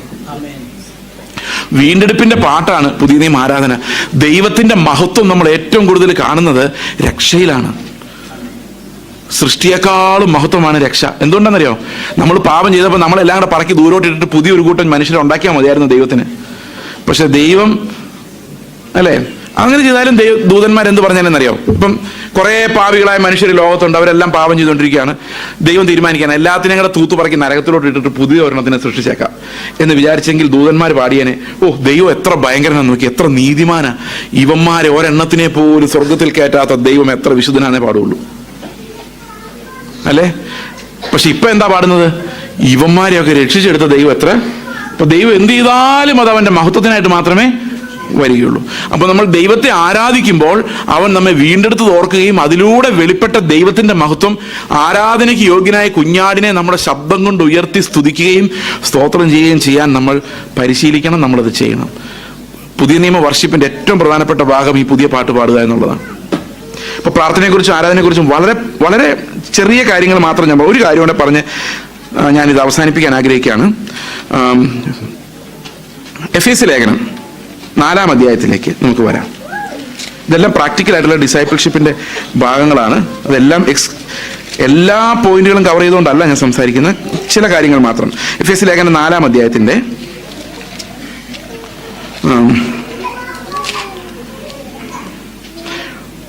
12-ാം വാക്യം നമുക്ക് വായിക്കാം. 11-ാം വാക്യം മുതൽ. അവൻ ചിലരെ അപ്പോസ്തലന്മാരായും ചിലരെ പ്രവാചകന്മാരായും ചിലരെ സുവിശേഷകന്മാരായും ചിലരെ ഇടയന്മാരായും ഉപദേഷ്ടാക്കന്മാരായും നിയമിച്ചിരിക്കുന്നു. അപ്പൊ സഭയ്ക്കകത്തുണ്ടാകുന്ന ഒരു ഡിസിപ്ലിനെ കുറിച്ചാണ് പറയുന്നത്. എന്തിനു വേണ്ടിയാണ് ഇത്? ആരൊക്കെയാ നോക്കി? 5 പേര് ആരൊക്കെയാ? അപ്പോസ്തലന്മാരായും പ്രവാചകന്മാരായും സുവിശേഷകന്മാരായും ഇടയന്മാരായും ഉപദേഷ്ടാക്കന്മാരായും നിയമിച്ചിരിക്കുന്നു. വെയിറ്റ്, ഈ അപ്പോസ്തലന്മാരാരാ? ഇന്ന് അപ്പോസ്തലന്മാരുണ്ടോ? നമുക്ക് കേൾക്കാൻ പറ്റില്ല. ആഫ്രിക്കയുടെ അപ്പോസ്തലൻ, ഇന്ത്യയുടെ അപ്പോസ്തലൻ. പക്ഷെ ഈ വേദപുസ്തകത്തിൽ പറഞ്ഞിരിക്കുന്ന നിലവാരത്തിലുള്ള അപ്പോസ്തലന്മാരിന്നില്ല.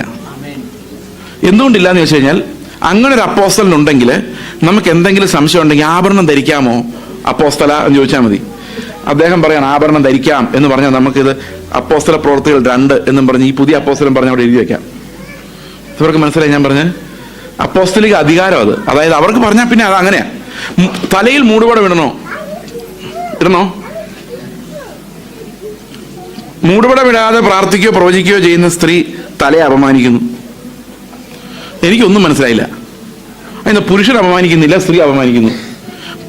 ഒരു പിടിയും കിട്ടില്ല. പക്ഷെ അപ്പോസ്തലൻ പറഞ്ഞു മതി. അപ്പോസ്തലിക അധികാരം എന്ന് പറഞ്ഞാൽ അതാണ് സാധനം.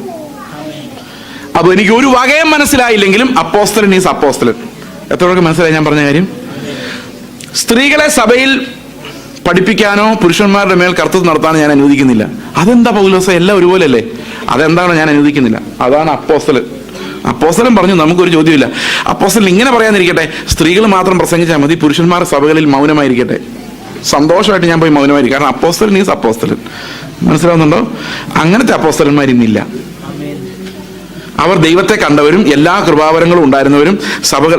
ഈ അപ്പോസ്തലന്മാർക്ക് എല്ലാ ശുശ്രൂഷയും ചെയ്യാം. അവർ ഇടയ ശുശ്രൂഷ ചെയ്യാം, ഇവാഞ്ചലിസ്റ്റ്, എല്ലാ ഉപദേഷ്ടാവും സകലതും ചെയ്യാം, പ്രവചിക്കുകയും ചെയ്യാം. ഇനി പക്ഷെ അപ്പോസ്തലന്മാരില്ലാതെ ഒരു സഭ പണിയാൻ പറ്റിയല്ല. എല്ലാ സഭയുടെയും ഫൗണ്ടേഷനിൽ അപ്പോസ്തലൻ ഉണ്ടായിരിക്കണം. അപ്പോസ്തലിക ഉപദേശമാണ് ആ അപ്പോസ്തലൻ എന്ന് പറയുന്നത്. അതായത് ഈ അപ്പോസ്തലിക ഉപദേശത്തിന്റെ ടീച്ചിങ് ആണ് എല്ലാ സഭകളുടെയും ഫൗണ്ടേഷൻ. ഓക്കെ, അവിടെ പോട്ടെ. പ്രവാചകന്മാർ ഇന്നുണ്ടോ? ഉണ്ട്. പ്രവാചകന്മാർ 2 തരമുണ്ട്. പ്രവാചകന്മാരെന്ന് പറഞ്ഞാൽ ദൈവത്തിന്റെ അരുളപ്പാടുകളെ, ഇപ്പൊ ഉദാഹരണത്തിന് വെളിപ്പാട് പുസ്തകം ഒരു പ്രവചനമാണ്, അല്ലേ? ആണോ അല്ലയോ? ആണ്. അതുപോലെയുള്ള പ്രവചനങ്ങൾ ഇനി വരാൻ പാടില്ല. അതിന്റെ കാര്യം എന്താണെന്ന് വെച്ച് കഴിഞ്ഞാൽ, ഈ 2006 ഒരു കന്യാസ്ത്രീ, ഓർമ്മയുണ്ടോ നിങ്ങൾക്ക് അറിയത്തില്ല, വെറോണിക്കയോ ഏഞ്ചലിക്ക കേട്ടിട്ടുണ്ടോ നിങ്ങൾ? ഒരു തകർപ്പൻ പ്രവചനം അങ്ങ് പ്രവചിച്ചു. അടുത്ത 7 വർഷം ഭൂമിയിൽ നല്ല കാലമായിരിക്കും. ഇന്ത്യയിൽ നമുക്ക് സുവിശേഷം പറയാൻ അനുകൂല കാലഘട്ടമായിരിക്കും. നിങ്ങൾ ആ സമയത്ത് സ്ക്വാഡുകൾ ഉണ്ടാക്കി കുറേ ചാർട്ടൊക്കെ ഉണ്ടാക്കി ഭയങ്കര വിശാലമായ പ്രവചനമായിരുന്നു. 7 വർഷം 2006 + 7 എത്ര? 2013 അല്ലേ? 2013 വരെ സുവർണ കാലമായിരിക്കും. ആരും നിങ്ങൾ എതിർക്കുകയില്ല. ഇന്ത്യയിൽ എവിടെ പോയി വേണമെങ്കിലും മീറ്റിംഗ് നടത്താം. പക്ഷെ 2013 മുതൽ 20 വരെ ഭയങ്കര പീഡനകാലമായിരിക്കും. 2020 ആകുന്നതോടുകൂടി ഇന്ത്യ മുഴുവൻ സുവിശേഷീകരിക്കപ്പെടും. പ്രധാനമന്ത്രി നമുക്ക് 2 വർഷം കൂടെ ഉണ്ട്, നോക്കാം. പ്രധാനമന്ത്രി ക്രിസ്ത്യാനി ആയിരിക്കും. പുള്ളിക്കാർ പറഞ്ഞു ഒരു പുതിയ ക്രിസ്ത്യൻ യൂണിവേഴ്സിറ്റി ഉണ്ടാവും, സഫയർ യൂണിവേഴ്സിറ്റി തന്നെ പേര് വിട്ടു. അതുപോലെ മറ്റു രാജ്യങ്ങളിൽ നിന്ന് ഇന്ത്യയിൽ വന്ന് ആൾക്കാർ ബൈബിൾ പഠിക്കാൻ വേണ്ടി വരും എന്നൊക്കെ പറഞ്ഞു. ഞാൻ അന്നേ പറഞ്ഞു 14 വർഷത്തേക്ക് കർത്താവ് യേശു മിശിഹ വരില്ല എന്ന് പറയുന്നവർക്ക് യാതൊരു അധികാരമില്ല. നടക്കുകയില്ല, ഇത് ചുമ്മാതാണ്. ഇങ്ങനെയുള്ള പ്രവചനങ്ങൾ അതൊരു ഇമ്പോർട്ടന്റ് പ്രവചനമാണെങ്കിൽ അതെവിടെ കണ്ടേനെ? ഇതിനകത്ത് കണ്ടേനെ. പക്ഷെ വേറൊരു പ്രവചനമുണ്ട് സഭയിൽ. ഒരു മനുഷ്യൻ സഭയ്ക്കകത്തോട്ട് കയറി വരുമ്പോൾ ഇവിടുത്തെ പിള്ളേർ എഴുന്നേറ്റുന്ന മനുഷ്യനെ വിവേചിക്കുന്ന ഒരു പ്രവചനമുണ്ട്. എത്ര പറഞ്ഞാലും മനസ്സിലാകാത്ത എന്നോട് ഇതാണ് ദൈവത്തിന്റെ ഇഷ്ടം, നിന്നെക്കുറിച്ച് ദൈവത്തിന്റെ ആത്മാവ് ഇത് പറയുന്നു, നീ ഇന്ന രീതിയിൽ കറക്റ്റ് ചെയ്യപ്പെടണം എന്ന് പറയുന്നൊരു പ്രവചനമുണ്ട്. പൗലോസിനെ കുറിച്ച് അഗബോസ് പ്രവചിച്ചറിയാം. അഗബോസ് ഈ ഉത്തിരിയത്തിന്റെ ഉടമയെ പിടിച്ചോണ്ട് പോകും, അതാണ് പ്രവചനം. പൗലോസിന്റെ സ്ഥാനത്ത് ഞാനായിരുന്നെങ്കിൽ അപ്പൊ തന്നെ പറഞ്ഞേ ദൈവഹിതം അല്ലാന്ന് തോന്നുന്നു യെരൂശലേമിലേക്ക് പോകുന്നു, അല്ലേ? പറയല്ലേ? അഗബോസ് എന്താ പറഞ്ഞത്? നീ ഇതും കൊണ്ട് പോയാൽ നിന്നെ പിടിക്കും, തടവിലാക്കും, ഭയങ്കര ഉപദ്രവം ഉണ്ടാവും, മരിച്ചു വരെ പോകാമെന്നാണ് അർത്ഥം അഗബോസ് പറഞ്ഞതിന്റെ പൊരുൾ. പൗലോസിന്റെ സ്ഥാനത്ത് ലോകത്ത് ആരാണെങ്കിലും പറഞ്ഞേനെ ദൈവഹിതമല്ല ബ്രദറെ യെരൂശലേമിലേക്ക് പോകുന്നത്. കാരണം ഒത്തിരി ആലോചനകൾ, അല്ലെ? നമ്മളെല്ലാം ഈ ആലോചനകൾ കേൾക്കാൻ വേണ്ടി പോയിരിക്കുമ്പോൾ ആലോചിക്കണം പൗലോസിന്റെ ആ സ്വഭാവം. അഗബോസ് പറയുന്നു ഇന്നത് സംഭവിക്കും. അഗബോസ് മാത്രമല്ല, ഫിലിപ്പോസിന്റെ 4 പ്രവാചകിമാരായ പെൺമക്കള് പൗലോസിനോട് പ്രവചിച്ചു. അതുപോലെ ഏത് സഭയിൽ ചെന്നാൽ അവിടെ എല്ലാം അന്ന് പ്രവാചകന്മാരുണ്ട്, ഇന്നും ഒരിടത്തും ഇല്ലാത്ത. ആ പ്രവാചകന്മാരെല്ലാം പൗലോസിനോട് പറഞ്ഞു യെരൂശലേമിലോട്ട് പോയി പിടിക്കപ്പെടും. പൗലോസ് എന്താ പറഞ്ഞേ? ഞാൻ എൻ്റെ പ്രാണനെ വിലയേറിയത് എണ്ണുന്നില്ല. ഇവരാര് പറഞ്ഞു കേട്ടും പൗലോസ് പോകാതിരുന്നില്ല. പക്ഷെ ഒരു കാര്യം നിങ്ങൾ ശ്രദ്ധിച്ചോ, ഈ പ്രവാചകന്മാരാരും പൗലോസിനോട് പോകണമെന്നോ പോകണ്ടെന്നോ പറഞ്ഞില്ല. അവരെന്തേ പറഞ്ഞുള്ളൂ? ഇന്നത് സംഭവിക്കാൻ പോവുക എന്ന് മാത്രമേ പറഞ്ഞുള്ളൂ. എന്തിനാ അത് പറഞ്ഞത്? പൗലോസ് പോകാതിരിക്കാനല്ല, പൗലോസ് അത് സംഭവിച്ചാൽ അത് നേരിടാനുള്ള ഒരുക്കത്തോടു കൂടി പോകാൻ വേണ്ടിയാ. പൗലോസിന്റെ വായിന്ന് ഒരൊറ്റ വാക്ക് കേൾക്കണമെന്നേ ഉള്ളൂ യേശുവിന്, ഞാൻ എൻ്റെ പ്രാണനെ വിലയേറിയതാ എണ്ണുന്നില്ല. അവനെ പിടിക്കുകയും ചെയ്തു, അല്ലെ? പിടിക്കുകയും ചെയ്തു. പക്ഷെ അതാണ് നമുക്ക് മനസ്സിലാകുന്നത്, പുതിയ നിയമ പ്രവാചകന്മാര് ഒരു കാരണവശാലും നിങ്ങൾ ഇന്നത് ചെയ്യണം എന്ന് പറയുന്നവരല്ല. അത് നിങ്ങളോട് പറയേണ്ടത് നിങ്ങളുടെ ഉള്ളിലുള്ള ദൈവത്തിന്റെ ആത്മാവാണ്. നിങ്ങൾ ദൈവത്തിൽ നിന്ന് കേൾക്കാതെ പ്രവാചകൻ എന്താ പറയുന്നതെന്ന് കേൾക്കാൻ വേണ്ടി പോകരുത്. ഓരോ മക്കളും ദൈവത്തിൽ നിന്ന് പ്രാപിക്കണം. പലപ്പോഴും ഞാനിങ്ങനെ കണ്ടിട്ടുണ്ട്, കല്യാണം എടുക്കാൻ നേരത്ത് ദൈവഹിതമാണോ പാസ്റ്ററെ ഒന്ന് പ്രാർത്ഥിച്ച് പറയാമോ? അതെന്താ ഇവര് പ്രാർത്ഥിച്ചാൽ മനസ്സിലാകത്തെ? എന്താ മനസ്സിലാക്കുന്നറിയോ? ജീവിതത്തിൽ ഒരിക്കലും ദൈവഹിതം അന്വേഷിക്കാതെ അവസാനം കല്യാണത്തിന്റെ അന്ന് രാവിലെ ദൈവഹിതം അന്വേഷിച്ച് എങ്ങനെ കിട്ടാനാ? ദൈവഹിതം അറിയുക എന്ന് പറയുന്ന ഒരു ഡിസിപ്ലിൻ, അത് നമ്മൾ ക്രിസ്തുവിൽ ജനിക്കുന്നത് മുതൽ നമ്മൾ ദൈവഹിതമാ അന്വേഷിക്കുന്നതെങ്കിൽ തക്ക സമയത്ത് ദൈവഹിതം അറിയാൻ ഒരു പ്രയാസം ഉണ്ടാവില്ല. പക്ഷെ ഇത് ഒരിക്കൽ പോലും ദൈവഹിതം അന്വേഷിക്കാതെ തക്ക സമയത്ത് ഒരു ജോലിക്ക് പോകുമ്പോൾ അല്ലെങ്കിൽ ഒരു കല്യാണത്തിന് പെട്ടെന്നാണ് പാസ്റ്ററെ ഒന്ന് പ്രാർത്ഥിക്കുക, ആകെ ടെൻഷനാ, ദൈവഹിതമാണോ അല്ലയോ? അങ്ങനെ ടെൻഷൻ നിങ്ങളുടെ അപ്പൻ്റെ അടുത്ത് എന്തിനാ? നിങ്ങളുടെ അപ്പൻ എന്താ ഇഷ്ടം നിങ്ങൾക്ക് അറിയാൻ പറ്റത്തില്ലേ? ഈ ട്രിവാൻഡ്രത്ത് ഞങ്ങൾക്കൊരു കൂട്ടായ്മ ഉണ്ട്. അവിടുത്തെ ഒരു ചർച്ചിലൊരു ഡോക്ടർ, അദ്ദേഹം ഡോക്ടർ പണിയെല്ലാം നിർത്തിയല്ല, ഇവിടുത്തെ RCCയുടെ ഡോക്ടറാണ്. പുള്ളി അത് റിസൈൻ ചെയ്തിട്ട് ആസാമിന് പോവാ മിഷണറി ആയിട്ട്. അപ്പോൾ പോകുന്ന വഴിക്ക് വേറൊരു ഡോക്ടർ അവിടെ അറ്റൻഡ് ചെയ്യാൻ ചെന്നപ്പോൾ ചോദിച്ചു, നിങ്ങൾ എങ്ങനെ ഈ ആസാമിന് പോകാൻ തീരുമാനിച്ച കാരണം എന്ന് ചോദിച്ചു. ദൈവം വിളിച്ചിട്ടാന്ന് പറഞ്ഞു. ദൈവം വിളിക്കുന്നതെന്ന് എങ്ങനെ മനസ്സിലായെന്ന് ചോദിച്ചു. ഈ ചോദിച്ച ആളൊരു സൈക്കാട്രിസ്റ്റാണ്. അപ്പൊ ഈ പുള്ളി പറഞ്ഞു, ഏത് വലിയ ജനക്കൂട്ടത്തിന് നടുവിനാണെങ്കിലും അപ്പം വിളിച്ചാൽ നമുക്ക് മനസ്സിലാവില്ലെന്ന് ചോദിച്ചു. ഇതെങ്ങനെ മനസ്സിലാകുന്ന അപ്പന്റെ ശബ്ദം? എൻ്റെ അപ്പന്റെ ശബ്ദം ഏത് രാത്രി എനിക്ക് തിരിച്ചറിയാം. കേട്ടാ മനസ്സിലാകുന്നല്ലേ? മനസ്സിലാവുന്നുണ്ടോ? അപ്പൊ ദൈവത്തിൽ നിന്ന് കേൾക്കാൻ നമ്മൾ കഴിഞ്ഞാൽ, പ്രവാചകന്മാർ വന്ന് പറയും, എന്ത് പറയും? നീ ആ പോകുന്ന വഴിയിൽ കല്ലുണ്ട് മുള്ളുണ്ട് എന്ന് പറഞ്ഞാൽ അതിനർത്ഥം എന്താ? കർത്താവ് ഉണ്ടെന്നുള്ള വിശ്വാസത്തോടെ ധൈര്യമായിട്ട് പോകാൻ വേണ്ടിയാണ്. അല്ലാതെ നമ്മുടെ ഡയറക്ഷൻ തീരുമാനിക്കേണ്ട ദൈവമാണ്, മനുഷ്യരല്ല. പഴയ നിയമ പ്രവചനം അങ്ങനല്ല. പഴയ നിയമ യുദ്ധത്തിന് പോണോ വേണ്ടയോ? കാരണം അവർക്ക് അകത്ത് ആത്മാവ് ഒന്നും വെളിപ്പെടുത്തുന്നില്ല. എന്നാൽ പുതിയ നിയമ വിശ്വാസിക്ക് ദൈവത്തിന്റെ ആത്മാവ് അവരുടെ ഉള്ളിൽ ആ വെളിപ്പാട് നൽകണം. ഞാൻ എന്താ ചെയ്യേണ്ടത്, എങ്ങനെയാ ജീവിക്കേണ്ടത്, ഏത് വഴിക്കാ പോകേണ്ടത്. അടുത്ത വാക്യം, അടുത്ത ആള് ആരാ? പ്രവചനം കഴിഞ്ഞാൽ പിന്നെ ആരാ? സുവിശേഷകൻ. ഈ സുവിശേഷകന്മാരാണ് അത്ഭുത പ്രവർത്തനങ്ങൾ സത്യത്തിൽ ചെയ്യേണ്ടത്. ഞാൻ എന്തിനാ ഇതൊക്കെ പറയുന്നത് എനിക്കറിയാൻ വയ്യ. ഞാനിത് പ്ലാൻ ചെയ്തുകൊണ്ടല്ല വന്നത്. സുവിശേഷം പറയാൻ കൃപയുള്ള ആളുകൾ അവരൊരു അവിശ്വാസികളുടെ അടുത്തോട്ട് ചെല്ലുമ്പോൾ അവിടെ രോഗികളുണ്ടാകും, ഭൂതബാധിതരുണ്ടാകും. അവരെ വിടുവിക്കാനുള്ള അവകാശം ശരിക്കും ഈ സുവിശേഷകനാണ്. സുവിശേഷൻ ശരിക്കും ഒരു അത്ഭുത പ്രവർത്തകനാണ്. കാരണം അവരെപ്പോഴും അവിശ്വാസികളുടെ ഇടയിലാണ് ഇടപെടുന്നത്. അവിശ്വാസികളോട് സംസാരിക്കുമ്പോൾ അവിടെ അത്ഭുതങ്ങൾ നടക്കും, അല്ലെ? ആ അത്ഭുതങ്ങൾ നടക്കണം. അത്ഭുതങ്ങൾ നടക്കാനുള്ള, അതുകൊണ്ടാണ് കർത്താവ് പറഞ്ഞത്, രോഗികളെ സൗഖ്യമാക്കുവാനും ഭൂതങ്ങളെ പുറത്താക്കുവാനും രാജ്യത്തിന്റെ സുവിശേഷം അറിയിക്കുവാനും ഞാൻ നിങ്ങളെ അധികാരപ്പെടുത്തുന്നു. ഓക്കെ, അടുത്ത വാക്യം, ഇടയൻ ഉപദേഷ്ടാവ്. ഈ ഇടയനും ഉപദേഷ്ടാവും നമുക്ക് വിശദീകരിക്കേണ്ട കാര്യമില്ല. ഉപദേഷ്ടാവ് എന്ന് പറയുന്ന വചനം പഠിപ്പിക്കുന്നയാളും ഇടയനെന്ന് പറയുന്ന പരിപാലിക്കുന്ന ആളുമാണ്. എന്റെ പ്രശ്നം അതല്ല. ഇത്രയും ഓഫീസേഴ്സ് ഒരു സഭയിൽ ഉണ്ടെങ്കിൽ എന്തിനു വേണ്ടിയാണ്? അടുത്ത വാക്യം, അതെന്തിനു വേണ്ടിയാണ്? സഭ എന്തിനു വേണ്ടിയാ? സഭ എന്തിനു വേണ്ടിയാ? നിങ്ങൾക്ക് എന്തിനാ ഞായറാഴ്ച ഒരു സഭ? ഒരു മിക്കവാറും ഉള്ളിടത്തും സഭയുടെ പ്രശ്നം എന്താന്ന് ഞാൻ പറയാം. എന്തിനു വേണ്ടിയാന്ന് ഞാൻ പറയാം. നമ്മുടെ പിള്ളേരെ ഭാവി അഭിവൃദ്ധിപ്പെടാനും, നമുക്ക് ജോലിക്കൊന്നും തടസ്സമില്ലാതെ പോകാനും, ആവശ്യങ്ങളെല്ലാം കൃത്യമായിട്ട് നടക്കാനും പ്രാർത്ഥിക്കാൻ ഒരാൾ വേണം. പാസ്റ്റർ പണി എന്തോ മെയിൻ? അതാണ് മെയിൻ പണി, അല്ലേ? മിക്കവാറും ചർച്ചകളിലും അങ്ങനെ തന്നെ. പക്ഷെ എന്തിനു വേണ്ടിയാ ഈ ശുശ്രൂഷകളുള്ളത്? അടുത്ത വാക്യം, നാം എല്ലാവരും വിശ്വാസത്തിലും ദൈവപുത്രനെ കുറിച്ചുള്ള പരിജ്ഞാനത്തിലും ഐക്യതയും തികഞ്ഞ പുരുഷത്വവും ക്രിസ്തുവിന്റെ സമ്പൂർണതയായ പ്രായത്തിന്റെ അളവും പ്രാപിക്കുവോളം വിശുദ്ധന്മാരുടെ യഥാസ്ഥാനത്തിനായുള്ള ശുശ്രൂഷയുടെ വേലയ്ക്കും ക്രിസ്തുവിന്റെ ശരീരത്തിന്റെ ആത്മീക വർധനയ്ക്കും ആകുന്നു. ഇത്രയും കാര്യങ്ങൾ ഒരു സഭയിൽ നടക്കണം. എന്തൊക്കെ നടക്കണം?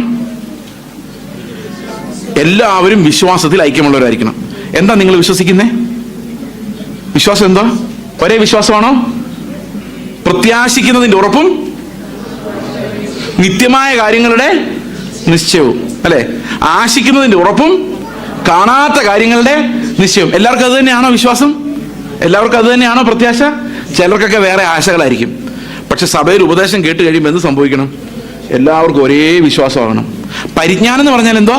നമ്മൾ ഇന്നലെ അത് എക്സ്പ്ലെയിൻ ചെയ്തല്ലേ? പരിജ്ഞാനം എന്ന് പറഞ്ഞാൽ യേശുവിന്റെ അതേ ക്യാരക്ടർ എന്റെ സ്ഥാനത്ത് അവനായിരുന്നെങ്കിൽ എന്ത് ചെയ്യുമായിരുന്നു? അതാണ് പരിജ്ഞാനം. What would Jesus do if he were speaking? Yeshu ആയിരുന്നു സംസാരിച്ചുകൊണ്ടിരുന്നെങ്കിൽ അവൻ എന്ത് സംസാരിക്കുമായിരുന്നു?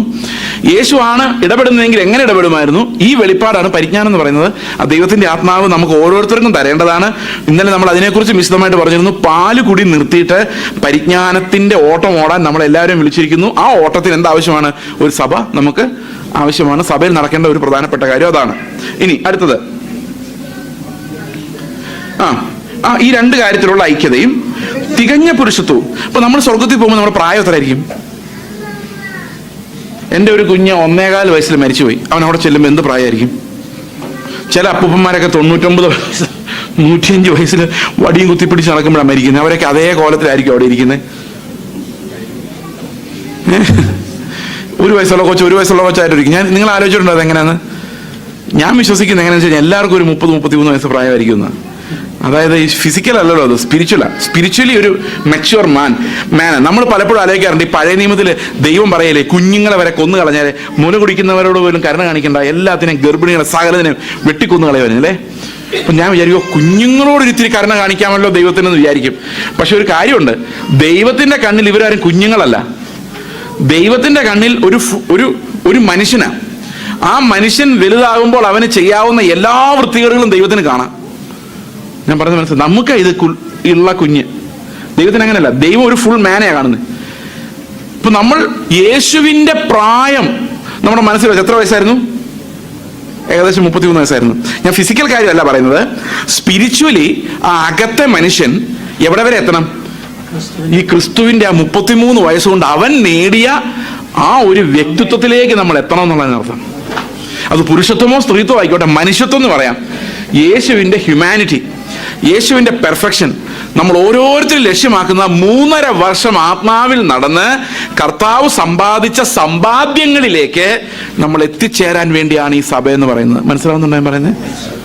ഇത് സഭകളെല്ലാം ലോകകാര്യങ്ങൾ സാധിക്കുന്നതിനുള്ള ക്ലബ്ബുകളായിട്ട് മാറിക്കൊണ്ടിരിക്കുകയാണ്. എന്നാൽ ഇതിനെക്കുറിച്ച് വ്യക്തമായ ഉദ്ദേശം ബൈബിളിൽ പറയുന്നുണ്ട്. അടുത്ത വാക്യം, ക്രിസ്തുവിന്റെ സമ്പൂർണതയായ പ്രായത്തിന്റെ അളവും പ്രാപിക്കുവോളം. ഒരു ഫുൾ വ്യക്തിയാവുക എന്ന് മാത്രമല്ല, അവന്റെ അതേ പ്രായം നമ്മൾ ആത്മീകമായി പ്രാപിക്കണം. അടുത്ത വാക്യം, വിശുദ്ധന്മാരുടെ യഥാസ്ഥാനത്തിനായുള്ള ശുശ്രൂഷയുടെ വേലയ്ക്കും ക്രിസ്തുവിന്റെ ശരീരത്തിന്റെ ആത്മീക വർധനയ്ക്കുമാണ്. അപ്പൊ നമ്മൾ ഇന്നലെ പറഞ്ഞതിന്റെ ബാക്കിയാണ്. ഇന്നലെ പറഞ്ഞവർക്ക് ഇത് കുറച്ചുകൂടെ മനസ്സിലാവും. അവിടെ പറഞ്ഞിരിക്കുന്നത്, ഈ പരിജ്ഞാനത്തിൽ വളർന്നു വന്ന് യേശു ക്രിസ്തുവിന്റെ പെർഫെക്ഷനിലേക്ക് നമ്മൾ വന്നു കഴിയുമ്പോൾ ക്രിസ്തുവിന്റെ ശരീരത്തിന്റെ ആത്മീക വർധനയ്ക്കുമാകുന്നു. അടുത്ത വാക്യം നോക്കിയേ, അങ്ങനെ നാം ഇനി മനുഷ്യരുടെ ചതിയാലും ഉപായത്താലും തെറ്റിച്ചു കളയുന്ന തന്ത്രങ്ങളിൽ കുടുങ്ങിപ്പോകാൻ തക്കവണ്ണം ഉപദേശത്തിന്റെ ഓരോ കാറ്റിനാൽ അലഞ്ഞുഴലുന്ന ശിശുക്കളായിരിക്കാതെ, അല്ലെ? ഈ ഉപദേശത്തിന്റെ ഓരോ കാറ്റെന്ന് പറയുന്നത് വളരെ രസകരമാണ്. ഈ ചില പെന്തക്കോസ്ത് ചർച്ചകളിലുള്ള ഒരു അവസ്ഥ. ഇവിടുത്തെ കാര്യമല്ല കേട്ടോ, ഇവിടുത്തെ കാര്യം ഞാൻ ആദ്യമായിട്ട് കാണുന്നത്, എനിക്ക് അറിയാൻ മേല. ഇങ്ങനെ പുനലൂരില് ഒരു ചർച്ചിൽ, ഏത് ചർച്ച എന്ന് പറയത്തില്ല, അവിടെ എൻ്റെ ഒരു സഹോദരൻ പ്രസംഗിക്കാൻ വേണ്ടി പോയി. അദ്ദേഹം പറഞ്ഞു, രക്ഷ സൗജന്യമാണ്, ദൈവം നമ്മളെല്ലാം സൗജന്യമായി നീതീകരിച്ചിരിക്കുന്നു എന്ന് പറഞ്ഞു. നല്ല വൈബ്രേഷൻ ആയിരുന്നു, എല്ലാവരും ഹല്ലേലൂയ പറഞ്ഞു. ഭയങ്കര ഹല്ലേലൂയായിരുന്നു, സന്തോഷമായി. അടുത്ത ആഴ്ച പുള്ളി അവിടെ പ്രസംഗം കേൾക്കാനിരിക്കുകയാണ്. വേറൊരു മനുഷ്യൻ പ്രസംഗിക്കുകയാണ്, രക്ഷിക്കപ്പെട്ട് സ്വർഗത്തിൽ പോകാൻ 16 കടമ്പകളുണ്ട്. അതിനും എല്ലാവരും സ്തോത്രം ഹല്ലേലൂയ പറഞ്ഞു. ആർക്കും ഒന്നും മനസ്സിലായില്ല. 18 കടമ്പ എന്ന് പറഞ്ഞാൽ പുള്ളി ശബരിമല കൊണ്ടുവിടായിരുന്നു. 16 കടമ്പകളുണ്ടെന്ന്, അതിനും ഹല്ലേലൂയ പറഞ്ഞു. വേറൊരു മനുഷ്യൻ യേശു ക്രിസ്തു മരിക്കുന്ന സമയത്ത് ദൈവമല്ലായിരുന്നു 5 തെളിവുകൾ, അതിനും ഹല്ലേലൂയ പറഞ്ഞു. നമുക്ക് എന്താ പറയുന്നതെന്ന് കേൾക്കണം നിർബന്ധമില്ല, ആ കറക്റ്റ് വൈബ്രേഷനിൽ അത് വന്നാൽ മാത്രം മതി. ഉപദേശം ഒരു കാറ്റ് അങ്ങോട്ട് വിട്ടാൽ അടുത്ത കാറ്റ് ഇങ്ങോട്ട് വരും. നമുക്കറിയാം, ഞങ്ങൾ ഹൈ റേഞ്ചിൽ ജീപ്പ് പോകുമ്പം കരിയിലകളെല്ലാം കൂടെ പറക്കും. ജീപ്പ് പോകുന്ന വഴി കരിയില കുറച്ചങ്ങ് പോകും. അപ്പൊ നമ്മൾ വിചാരിക്കും കരിയില പോയ ആ വഴി പോയി എന്ന് പറയും. അവൻ പോകില്ല, കുറെ കഴിയുമ്പോൾ അവിടെ വീഴും. അടുത്തൊരു ജീപ്പ് എതിരെ വരുമ്പോൾ അതേ കരിയിലകൾ ഇപ്പുറത്ത് തോന്നിയാണ്. ഇത് വർഷങ്ങളായിട്ട് ഇപ്പൊ ജോൺ തോമസ് പാസ്റ്റർ പ്രസംഗിച്ച് കുറെ കരിയിലകൾ പറന്ന് ഇനി അടുത്തൊരു മനുഷ്യൻ വന്ന് പ്രസംഗിക്കും, അതേ കരിയിലകളെ മടങ്ങി വരാനുള്ള സാധ്യത. അതുകൊണ്ട് എന്താന്ന് ചോദിച്ചു കഴിഞ്ഞാൽ, പാല് കുടിക്കുന്ന ശിശുക്കളായി പോയാൽ അങ്ങനെ ആയിരിക്കും. ഞാൻ പറഞ്ഞ മനസ്സിലാവുന്നുണ്ടോ? ഞാൻ ഗൗരവമായിട്ട് പറഞ്ഞു, പാല് കുടിക്കുന്ന ശിശുക്കളായി പോയാൽ ഇതെന്താ സഭയിൽ നിന്ന് പറയുന്ന, പുൾപിറ്റിൽ നിന്ന് പറയുന്ന ഒന്നും നമുക്ക് മനസ്സിലാവൂല. അവരോരോ ഉപദേശത്തിന്റെ കാര്യങ്ങൾ അങ്ങോട്ട്, ഓരോ ഉപദേശത്തിന്റെ കാര്യങ്ങൾ ഇങ്ങോട്ട് ആടിക്കൊണ്ടിരിക്കും. 100 വർഷം കഴിഞ്ഞാലും കുഞ്ഞായിട്ട് അവിടെ തന്നെ ഇരിക്കും. ആ കരിയിൽ അവിടെ തന്നെ അഴുകി ഇല്ലാതാവും. അതുകൊണ്ട് പരിജ്ഞാനം പ്രാപിക്കുന്ന വചനത്തിലേക്ക് നമ്മൾ വന്നില്ലെങ്കിൽ നമ്മൾ ഈ അധ്വാനിച്ചതും ഓടിയതും എല്ലാം വ്യർത്ഥമായി പോകും. ഇത് ദൈവത്തിന്റെ ആത്മാവ് നൽകുന്ന ഒരു വാണിംഗ് ആണ്. അപ്പൊ പ്രാർത്ഥന എന്ത്, ആരാധന എന്ത്, ഇതെല്ലാം എങ്ങോട്ട് വരണം? ഈ പരിജ്ഞാനത്തിന്റെ തലത്തിലേക്ക് വരണം. നമ്മൾ ഓരോരുത്തരും ക്രിസ്തുവിന്റെ പ്രായം പ്രാപിക്കുവോളമുള്ള ആത്മീക വർധനയ്ക്ക് വേണ്ടി അങ്ങോട്ടും ഇങ്ങോട്ടും നിലവിളിച്ച് പ്രാർത്ഥിക്കേണ്ട സമയമായിരിക്കുക. കാരണം അന്ത്യകാലത്ത് കർത്താവ് വരുമ്പോൾ, മനുഷ്യപുത്രൻ വരുമ്പോൾ വിശ്വാസം കണ്ടെത്തുമോ? അപ്പൊ ഉപദേശത്തിന്റെ ഇത് നോക്കിയാണെ, അങ്ങനെ നാം ഇനി മനുഷ്യരുടെ ചതിയാലും ഉപായത്താലും തെറ്റിച്ചു കളയുന്ന തന്ത്രങ്ങളിൽ കുടുങ്ങിപ്പോകുവാൻ തക്കവണ്ണം. ഈ പല ഉപദേശങ്ങളിൽ മനുഷ്യൻ കുടുങ്ങിപ്പോകുന്ന കാരണം ദൈവത്തിന്റെ സുവിശേഷത്തിന് വിരോധം ആരാന്നറിയോ? എപ്പോഴും മനുഷ്യനാണ്. മനുഷ്യന്റെ തത്വജ്ഞാനമാണ്, തത്വചിന്തയാണ്. തത്വചിന്തയുമായിട്ട് ഫിലോസഫിയുമായിട്ട് ഒരാൾ രംഗപ്രവേശം ചെയ്ത്, അതാണ് തത്വചിന്ത കൊണ്ട് നിങ്ങൾ ആരും വഞ്ചിക്കപ്പെടരുതെന്ന് പൗലോസ് പറയാനുള്ള കാരണം. പ്യുവർ വചനമല്ലാതെ മനുഷ്യന്റെ ചിന്തകളിൽ നിന്ന് വരുന്ന എല്ലാ പ്രസംഗങ്ങളും വ്യാജമാണ്. വചനം വ്യാഖ്യാനിക്കാതെ വരുന്ന എല്ലാം. എന്തുകൊണ്ടാണ് ഈ വചനം ഇത്ര ഇമ്പോർട്ടൻ്റ് എന്നറിയോ? ഈ വചനത്തിൽ പറഞ്ഞിരിക്കുന്ന കാര്യം വേറൊരിടത്തും ഇല്ല ലോകത്ത്. അതുകൊണ്ടാണ് ഈ വചനം എന്ന് പറയുന്നത് എപ്പോഴും ഒരു തേർഡ് വോയിസായി. പരിജ്ഞാനം എന്ന് പറഞ്ഞാൽ ഞാൻ അതിനൊരു തേർഡ് വോയിസ് എന്നാണ് വിളിക്കുന്നത്. നമുക്കൊരു ഈ പരിജ്ഞാനത്തിന്റെ വചനം പലപ്പോഴും നമ്മളെ മണ്ടന്മാരാക്കുകയും ചെയ്യും. ഒരു എക്സാമ്പിൾ ഞാൻ പറയാം നിങ്ങളോട്. മല്ലപ്പള്ളി എന്ന് പറഞ്ഞൊരു സ്ഥലമുണ്ട്. അവിടെ ഒരു 5 വർഷമായിട്ട് ഞാനൊരു ബൈബിൾ ക്ലാസ് നടത്തുന്നുണ്ടായിരുന്നു. അപ്പോൾ അവിടെ ഒരു ചർച്ചുണ്ട്. അപ്പോൾ ഒരു ദിവസം ഈ ഒരു പബ്ലിക് മീറ്റിംഗ് അവിടെ വെച്ചപ്പം ചർച്ചിലില്ലാത്തവരും വചനം കേട്ടിട്ടില്ലാത്തവരുമായ കുറേ സഹോദരങ്ങളോടുണ്ടായിരുന്നു. അപ്പോൾ അടുത്ത പ്രാവശ്യം അവിടെ ചെന്നപ്പം എൻ്റെ കയ്യിലൊരു നോട്ടീസ് കിട്ടി. നോട്ടീസ് എന്ന് പറഞ്ഞാൽ ബിലീവേഴ്സ് ജേണൽ എന്ന് പറഞ്ഞൊരു മാസിക ഉണ്ട്. നിങ്ങൾ കണ്ടിട്ടുണ്ടത്?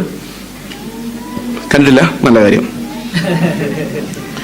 അപ്പൊ അതിനകത്ത് ഒരു ചോദ്യോത്തര പങ്ക്തിയുണ്ട്. ചോദ്യം ഉത്തരം. ഞാൻ നിർത്താൻ പോകട്ടോ, അടുത്ത ആൾക്കാർ വരുമല്ലോ.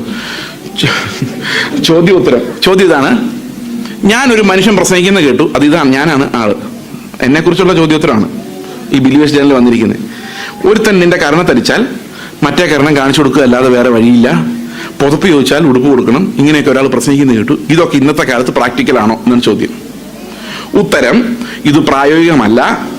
ഇങ്ങനെ ആയാൽ മനുഷ്യര്, ലോകക്കാർ നമ്മുടെ പുറത്ത് തമ്പേറടിക്കും. അതുകൊണ്ട് എന്ത് പ്രശ്നം ഉണ്ടായാലും പോലീസിന്റെ അടുത്ത് ചെല്ലുന്നതാണ് പരിഹാരം എന്ന് മറുപടി. സന്തോഷം.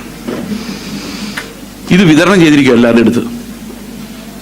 ഞാൻ പറഞ്ഞു, ഈ പേപ്പർ എടുത്തിട്ട് ഞാൻ ഇത്രേ പറഞ്ഞുള്ളൂ: ദൈവത്തിലെ വിശ്വാസം എന്ന് പറയുന്ന ഒരു അടിസ്ഥാനമില്ലാതെ പരിജ്ഞാനത്തിലേക്ക് പോയാൽ, പരിജ്ഞാനത്തിന്റെ ഉപദേശത്തിലേക്ക് പോയാൽ, പരിജ്ഞാനം എന്ന് പറഞ്ഞാൽ എന്താ പറയുന്നത്? ക്രിസ്തുവാണ് എന്ത് ചെയ്യുമായിരുന്നു, അത് മാത്രമാണ് പരിജ്ഞാനം. ബാക്കിയുള്ളതെല്ലാം തള്ളിക്കളഞ്ഞു. അതിനോടെല്ലാം നമ്മൾ മരിച്ചു. എനിക്ക് ആകെ പുതപ്പെടുത്താൽ, ഒരുത്തന്റെ ഉടുപ്പെടുത്താൽ എനിക്ക് ആകെ ഒരു വഴിയേ ഉള്ളൂ. ഇനി ബാക്കി എന്താ വഴി? പുതപ്പ് കൊടുക്കുക. ഉടുപ്പെടുത്താൽ എന്താ ഇനി എനിക്ക് വഴിയുള്ളൂ? കാരണം അതാ ക്രിസ്തുവിന്റെ വഴി. ബാക്കി എല്ലാത്തിനോടും ഞാൻ മരിച്ചു. ഒരാൾ എന്റെ കരണത്തടിച്ചാൽ തിരിച്ചു കൊള്ളുക എന്നുള്ളതല്ലാതെ പരാതിപ്പെടാനോ ഓടാനുള്ള എല്ലാ വഴികളോടും ഞാൻ മരിക്കുന്നതിനെ ഈ പരിജ്ഞാനം എന്ന് പറയുന്നത്. അതാ ഈ മാനസാന്തരം. മരണമാണ് മാനസാന്തരം. ഞാൻ പറഞ്ഞെങ്കിൽ മനസ്സിലാവുന്നുണ്ടോ? പക്ഷേ ഈ ഒരു പരിജ്ഞാനത്തിലേക്ക് പോകണമെങ്കിൽ ദൈവം അനുവദിക്കാതെ ഒരുത്തനും എൻ്റെ അടുത്ത് വരില്ലെന്നും ദൈവം അനുവദിക്കുന്നത് മാത്രം എനിക്ക് സംഭവിക്കുള്ളൂ എന്നുള്ള അടിസ്ഥാന വിശ്വാസം വേണമല്ലോ. അപ്പൊ അടിസ്ഥാനം എന്ന പാല് കുടിച്ച് ഉറയ്ക്കുകയും അവിടെ നിന്നുകൊണ്ട് കർത്താവ് എൻ്റെ പിതാവായും കർത്താവായും രാജാവായും ഉണ്ടെന്ന് വിശ്വസിക്കുകയും അവനറിയാതെ ഒരു തലമുടി നാര് പോലും താഴെ വീഴില്ലെന്നും ആരും എൻ്റെ പുറത്ത് പെരുമ്പറടിക്കില്ലെന്നും അറിയുകയും ചെയ്തിട്ട് വേണം നമ്മൾ എങ്ങോട്ട് പോകാൻ? യേശു നടന്ന വഴി, ആ ഇടുക്ക് വഴിയിലൂടെ എന്നെയും വിടണമേ എന്ന് പ്രാർത്ഥിക്കാൻ. ഓക്കെ, ഒരൊറ്റ വാക്യം കൂടെ വായിച്ചിട്ട് ഞാൻ അവസാനിപ്പിക്കാം. ഇത് സഭ നിങ്ങളിത് കാര്യമായിട്ട് എടുക്കേണ്ട ഒരു കാര്യമാണ്. പരിജ്ഞാനത്തിലേക്കുള്ള ഓട്ടത്തിൽ പരസ്പരം പ്രോത്സാഹിപ്പിക്കുക, പ്രാർത്ഥിക്കുക. സ്തോത്രം ചെയ്യുന്നതന്നെ വലിയ വിടുതലാണ്. ആരാധന തന്നെ വലിയ വിടുതലാണ്. കുഞ്ഞാടിന് മഹത്വം കൊടുക്കാൻ കഴിഞ്ഞാൽ അത് തന്നെ വലിയ വിടുതലാണ്. പ്രാർത്ഥിക്കുമ്പോൾ പരിജ്ഞാനത്തിൽ ക്രിസ്തുവിനെ പോലെ ജീവിക്കാനുള്ള ഇടുക്ക് വഴികൾ നമ്മുടെ മുമ്പിൽ തുറന്നു വരാൻ വേണ്ടി, ജീവന്റെ വഴികൾ നമുക്ക് തുറന്നു വരാൻ വേണ്ടി പ്രാർത്ഥിക്കാം. കൺക്ലൂഷനായിട്ട് ഒരൊറ്റ വാക്യം കൂടെ വായിക്കാം. യോഹന്നാന്റെ സുവിശേഷം 14-ാം അധ്യായത്തിന്റെ 1, 2, 3, 4 വാക്യങ്ങൾ വായിക്കാം. നിങ്ങളുടെ ഹൃദയം കലങ്ങിപ്പോകരുത്. ദൈവത്തിൽ വിശ്വസിക്കുക, എന്നിലും വിശ്വസിപ്പിൻ. എന്റെ പിതാവിന്റെ ഭവനത്തിൽ അനേകം വാസസ്ഥലങ്ങളുണ്ട്. ഇല്ലെങ്കിൽ ഞാൻ നിങ്ങളോട് പറയുമായിരുന്നു, ഞാൻ നിങ്ങൾക്ക് സ്ഥലം ഒരുക്കാൻ പോകുന്നു. ഞാൻ പോയി നിങ്ങൾക്ക് സ്ഥലം ഒരുക്കിയാൽ ഞാൻ ഇരിക്കുന്നിടത്ത് നിങ്ങളും ഇരിക്കേണ്ടതിന് പിന്നെയും വന്ന് നിങ്ങളെ ചേർത്തുള്ളൂ. എന്താ യേശു ഇത്രയും താമസിക്കുന്നേ? സ്ഥലം ഒരുങ്ങിയിട്ടില്ലേ? ഒരുങ്ങിയിട്ടില്ല. അവിടെ എന്താ പറഞ്ഞേക്കുന്നത് നോക്കി? എന്റെ പിതാവിന്റെ ഭവനത്തിൽ അനേകം വാസസ്ഥലങ്ങൾ ഉണ്ടെന്നാ പറഞ്ഞേക്കുന്നത് അല്ലേ? ഇനി ഇല്ലെങ്കിൽ പോലും ഒരുക്കാൻ എത്ര നേരം വേണം കർത്താവിന്? 1 സെക്കൻഡ് മതി അല്ലേ? 1 സെക്കൻഡ് മതി. പക്ഷെ ഇവിടെ കർത്താവ് പറയാ, ഞാൻ സ്ഥലം ഒരുക്കിയ ശേഷം നിങ്ങളെ വിളിക്കാം. സ്ഥലമല്ല ഒരുങ്ങേണ്ടത്, ശരിക്കും നമ്മളാ ഒരുങ്ങേണ്ടത്. അതായത് ഇപ്പം ബാംഗ്ലൂർ എന്ന് വിചാരിച്ചോ, ഒരു ഇഷ്ടംപോലെ മെഡിക്കൽ കോളേജുകളുണ്ട് അല്ലേ? നമ്മുടെ പിള്ളേർക്ക് എന്താ അവിടെ അഡ്മിഷൻ ഇല്ലാത്തത്? അവിടെ മെഡിക്കൽ കോളേജ് ഒരുങ്ങാത്തോണ്ടാണോ? നമ്മൾ ഒരുങ്ങാത്തോണ്ടാ. സ്വർഗത്തിൽ ഇഷ്ടംപോലെ വാസസ്ഥലങ്ങളുണ്ട്. പക്ഷെ നിങ്ങൾ അവിടെ ചെല്ലാനുള്ള ക്വാളിഫിക്കേഷനിലോട്ട് വന്നിട്ടില്ല. അതുകൊണ്ട് ഞാൻ നിങ്ങൾക്ക് സ്ഥലം ഒരുക്കാൻ വേണ്ടി പോകുന്നു. എങ്ങോട്ട് പോകുന്നു? ക്രൂശിലേക്ക് പോകുന്നു. ക്രൂശിന് മുമ്പായി പറയുന്നേ, അവൻ ക്രൂശിലേക്ക് നടന്ന് നമുക്ക് എന്തുണ്ടാക്കുക?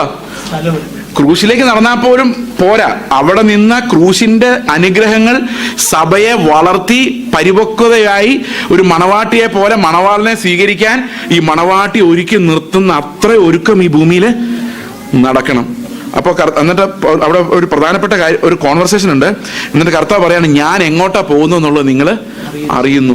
ഉടനെ തോമസ് പറയാ, നീ എങ്ങോട്ടാ? ഞാൻ പോകുന്ന വഴി നിങ്ങൾ അറിയുന്നു. അപ്പൊ തോമസ് പറയാ, നീ എങ്ങോട്ടാ പോകുന്നതെന്ന് അറിയുന്നില്ല, പിന്നെ വഴി എങ്ങനെ അറിയും അല്ലേ? അപ്പം കർത്താവ് പറയാ, ഞാൻ എങ്ങോട്ടാ പോകുന്നു എന്നുള്ള വഴി നീ അറിയുന്നു. അപ്പൊ തോമസ് പറയാ, നീ എങ്ങോട്ടാ പോകുന്നതെന്ന് പറഞ്ഞാലല്ലേ വഴി എന്താണെന്ന് അറിയാൻ പറ്റുള്ളൂ. അതുപോലും ഞങ്ങൾക്ക് അറിയത്തില്ല, നീ എങ്ങോട്ടാ പോകുന്നതെന്ന് പോലും. ഉടനെ കർത്താവ് പറയാ, തോമസേ, നീ എന്താ വിചാരിച്ചിരിക്കുന്നത്? ഇവിടുന്ന് നേരെ പോയി ഒരു ലെഫ്റ്റ് ഹാൻഡ് എടുത്ത് അടുത്ത സിഗ്നലിൽ നിന്ന് നേരെ പോയാൽ സ്ഥലത്തെത്തും. അങ്ങനെ ഒരു വഴി പറഞ്ഞു തരുന്നു വിചാരിച്ചിരിക്കുന്നേ? അതോ ഒരു ഫോർമുല, ഇത് പറഞ്ഞാൽ നീ രക്ഷിക്കപ്പെടും എന്നാണോ ഞാൻ പറയുന്നതാണോ വിചാരിച്ചിരിക്കുന്നത്? നോ. കർത്താവ് പറയാണ്, വഴി ഞാൻ തന്നെയാണ്. ആമേൻ. ഹല്ലേലൂയ. പിതാവിന്റെ അടുക്കലേക്ക് ഞാൻ വഴിയല്ലാതെ ആരും വരുന്നില്ല. ആമേൻ. അപ്പൊ അതെന്താ അർത്ഥം? തോമസ് കൊണ്ട് പറയാ, നീ അറിയത്തില്ല എന്ന് എങ്ങനെ പറയുന്ന ഈ വഴി? 3 വർഷം നീ എൻ്റെ കൂടെ നടന്നല്ലേ? ഞാൻ എങ്ങനെ സംസാരിച്ചുകൊണ്ടിരുന്നത്, ഞാൻ എങ്ങനെ ജീവിച്ചത്, ഞാൻ എങ്ങനെയാ പ്രാർത്ഥിച്ചത്, ഞാൻ എങ്ങനെയാ പിതാവിനെ പ്രസാദിപ്പിച്ചത്, നീ കണ്ടതല്ലേ? അതുതന്നെയാ നിന്റെ വഴി, വേറൊരു വഴിയും ഇല്ല. ജീവിക്കാൻ ആ ഒരു വഴിയേ ഉള്ളൂ. നമ്മുടെ മുമ്പിൽ ആ വഴി അല്ലാതെ ബാക്കി എല്ലാറ്റിനോടും നമ്മൾ മരിക്കുക. ഇതാ നമ്മൾ പ്രാർത്ഥിക്കേണ്ടത്. കർത്താവെ, ഓരോ നിമിഷവും നീ നടക്കുമായിരുന്ന വഴി എൻ്റെ മുമ്പിൽ തുറന്നു വരാൻ വേണ്ടിയാണ്.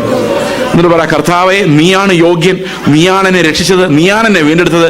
ഞാൻ തേജസ്കരിക്കപ്പെടുന്ന ഒരു നാളിൽ നിനക്ക് എന്ത് തേജസ് ഉണ്ടായിരുന്നോ അവന്റെ കൃപയുടെ നിറവിൽ നിന്ന് നാം ഓരോരുത്തരും കൃപയുടെ മേൽ കൃപ പ്രാപിച്ച് അവന്റെ അതേ പ്രതിമയായി ഒരു ദിവസം നമ്മൾ രൂപാന്തരപ്പെടും.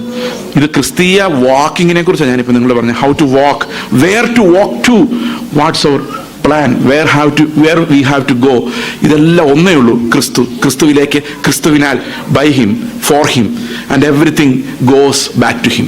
എല്ലാം അവനായി ഉണ്ടായതും അവനെ മഹത്വപ്പെടുത്തുന്നതിനുള്ളതുമാണ്. അതുകൊണ്ട് നമുക്ക് പ്രാർത്ഥിക്കാം. നമുക്കൊരു യഥാർത്ഥ ക്രിസ്ത്യൻ വാക്ക്, ഒരു കറക്റ്റ് പ്രയർ നമ്മൾ പ്രാർത്ഥിക്കാൻ വേണ്ടി മണിക്കൂറിലിരിക്കുമ്പോൾ അത് കർത്താവിന് പ്രസാദമാകുന്ന ചില പ്രാർത്ഥനകൾ കേൾക്കുമ്പം കർത്താവിന് ഭയങ്കര സന്തോഷമാണ്, ചിലത് ഭയങ്കര സങ്കടമാണ്. ഈ പ്രാർത്ഥനയെല്ലാം സ്വർഗസ്വനായ പിതാവിൻ്റെ അടുത്തേക്ക് യേശു ക്രിസ്തു മധ്യസ്ഥനായിട്ട് കൊണ്ട് ചെല്ലുന്ന കാര്യം ഒന്ന് ആലോചിച്ച് നോക്കിയേ. നിങ്ങൾ നിങ്ങളുടെ പാസ്റ്റർ എറണാകുളത്ത് നാട്ടിൽ പോയിട്ട് വരുമ്പം നിങ്ങൾ പറയുമോ, നാട്ടിൽ പോയിട്ട് വരുമ്പോൾ പുതിയ മലയാള സിനിമയുടെ CD വല്ലതുകൊണ്ടേ മേടിച്ചുകൊണ്ട് വരണമെന്ന് പറയുമോ? പറയല്ലോ. ഒരു പാട്ടുപുസ്തകം ബൈബിളോ കൊണ്ടുവരാൻ പറയുമല്ലേ, ഇവിടെ കിട്ടാൻ പാടല്ലേ അത്? അങ്ങനെ പറയുമല്ലേ? അപ്പൊ ഒരു പാസ്റ്ററോട് എന്താ പറയേണ്ടത് നമുക്കറിയാം അല്ലേ? അല്ലെ, യേശുവിനോട് എന്താ പറയേണ്ടതെന്ന് അറിയാമല്ലേ? യേശുവിനോട് ചോദിക്കുന്ന കാര്യങ്ങൾ എന്തൊക്കെയാ അല്ലെ? യേശു ഇതെല്ലാമായിട്ട് പിതാവിൻ്റെ അടുത്തോട്ട് ചെല്ലുമ്പോൾ പിതാവ് ഇപ്പോഴും നിന്റെ ആൾക്കാർ ഇതൊക്കെയാണോ ചോദിക്കുന്നത്? ഇപ്പൊ കർത്താവ് പറയും, 1 വർഷം കൂടെ നമുക്ക് നോക്കാം നന്നാവുമെന്ന്. പിന്നെ കരുണയാൽ ഇത് 1 വർഷം ഇങ്ങനെ പോയി നമ്മളിങ്ങനെ വെച്ചോണ്ടിരിക്കുക. അത് യുദ്ധകാലം മുഴുവൻ കർത്താവ് വെച്ചോണ്ടിരുന്നുള്ളൂ. അതാ അവന്റെ സ്നേഹം. ഓക്കെ, എനിവേ നമ്മൾ ദൈവത്തെ മഹത്വപ്പെടുന്നത് എങ്ങനെയാണെന്നറിയോ? ഒറ്റ വാക്യം. എൻ്റെ കൊച്ചനോട് പറയാം, മോൻ എന്നോട് പറയല്ലേ, മോൾ എന്നോട് പറയുക, പപ്പ നാളെ എനിക്ക് ഇഡ്ഡലി വേണം കേട്ടോ എന്ന് പറയുന്നതിനകത്തല്ല ഞാൻ മഹത്വപ്പെടുന്നത്. അതെനിക്ക് അവൻ വിശ്വസിക്കണം ഞാൻ അവന് കൊടുക്കുമെന്ന്.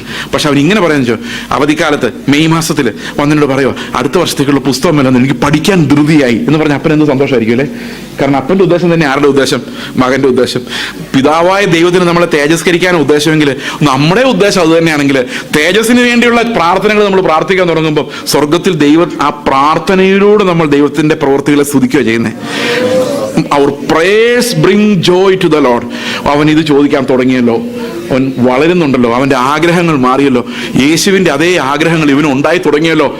അത് ദൈവത്തിന് ഭയങ്കര സന്തോഷമാണ്. അവനെ സന്തോഷിപ്പിക്കാൻ നമ്മുടെ പ്രാർത്ഥനകൾക്ക് കഴിയണം, നമ്മുടെ ആരാധനയ്ക്ക് കഴിയണം, നമ്മുടെ വളർച്ചയ്ക്ക് കഴിയണം. ഈ കൊച്ചു പിള്ളേരായിട്ട് കളിക്കാൻ ഭയങ്കര എളുപ്പമല്ലേ, രസമല്ലേ അല്ലെ? കുഞ്ഞു പിള്ളേർ, 2 വയസ്സുള്ള പിള്ളേർ നല്ല രസമാണ്. ഒരു കുഞ്ഞുണ്ടാകുമ്പോഴും ഭയങ്കര രസമാണ്, ലഡു ജിലേബിയൊക്കെ തിന്നാം. പക്ഷെ 2 വയസ്സുള്ള കൊച്ചിൻ്റെ കൂടെ കളിക്കാമെന്ന് വിചാരിച്ചുകൊണ്ട് 20 വയസ്സായാലും ഈ കൊച്ചു 2 വയസ്സുകാരനെ പോലെ ഇരുന്നാലോ? നാട്ടുകാർ ചിലപ്പോൾ എല്ലാവരും വന്ന് ഈ കൊച്ചുമായിട്ട് കളിക്കുമായിരിക്കും. പക്ഷെ ആ കൊച്ചിൻ്റെ അപ്പനും അമ്മയ്ക്കും പരവേശമായിരിക്കും. ലോകത്തുള്ള സകല ഡോക്ടർമാർ, എൻ്റെ കൊച്ചിന് എന്ത് പറ്റി ഡോക്ടറെ? ഇതേ അവസ്ഥ ഇപ്പോൾ സ്വർഗത്തിൽ. ഒത്തിരി കുഞ്ഞുങ്ങളുണ്ടായി, നല്ല പാട്ടും ബഹളമൊക്കെ ആയിരുന്നു സ്വർഗത്തിൽ. പക്ഷെ ഇപ്പോൾ ഒരെണ്ണത്തിനും വളർച്ചയില്ല. എല്ലാം പാല് കുടിച്ചുകൊണ്ട് 30, 40, 60 വർഷമായ കുഞ്ഞുങ്ങൾ പാല് കുടിച്ചുകൊണ്ടിരിക്കുക. ഒരു ഉപദേശത്തിന്റെ കാറ്റ് അങ്ങോട്ട്, അടുത്ത ഉപദേശത്തിന്റെ കാറ്റ് ഇങ്ങോട്ട്. പ്രിയ സഹോദരങ്ങളെ, നമ്മൾ പരിജ്ഞാനപൂർത്തി പ്രാപിക്കാൻ തക്കവണ്ണം, ക്രിസ്തുവിന്റെ ആ ഇടുക്കുവഴിയിലൂടെ പോകാൻ തക്കവണ്ണം നല്ല പോർ പൊരുത്തുവാൻ ദൈവം നമ്മളെ സഹായിക്കട്ടെ.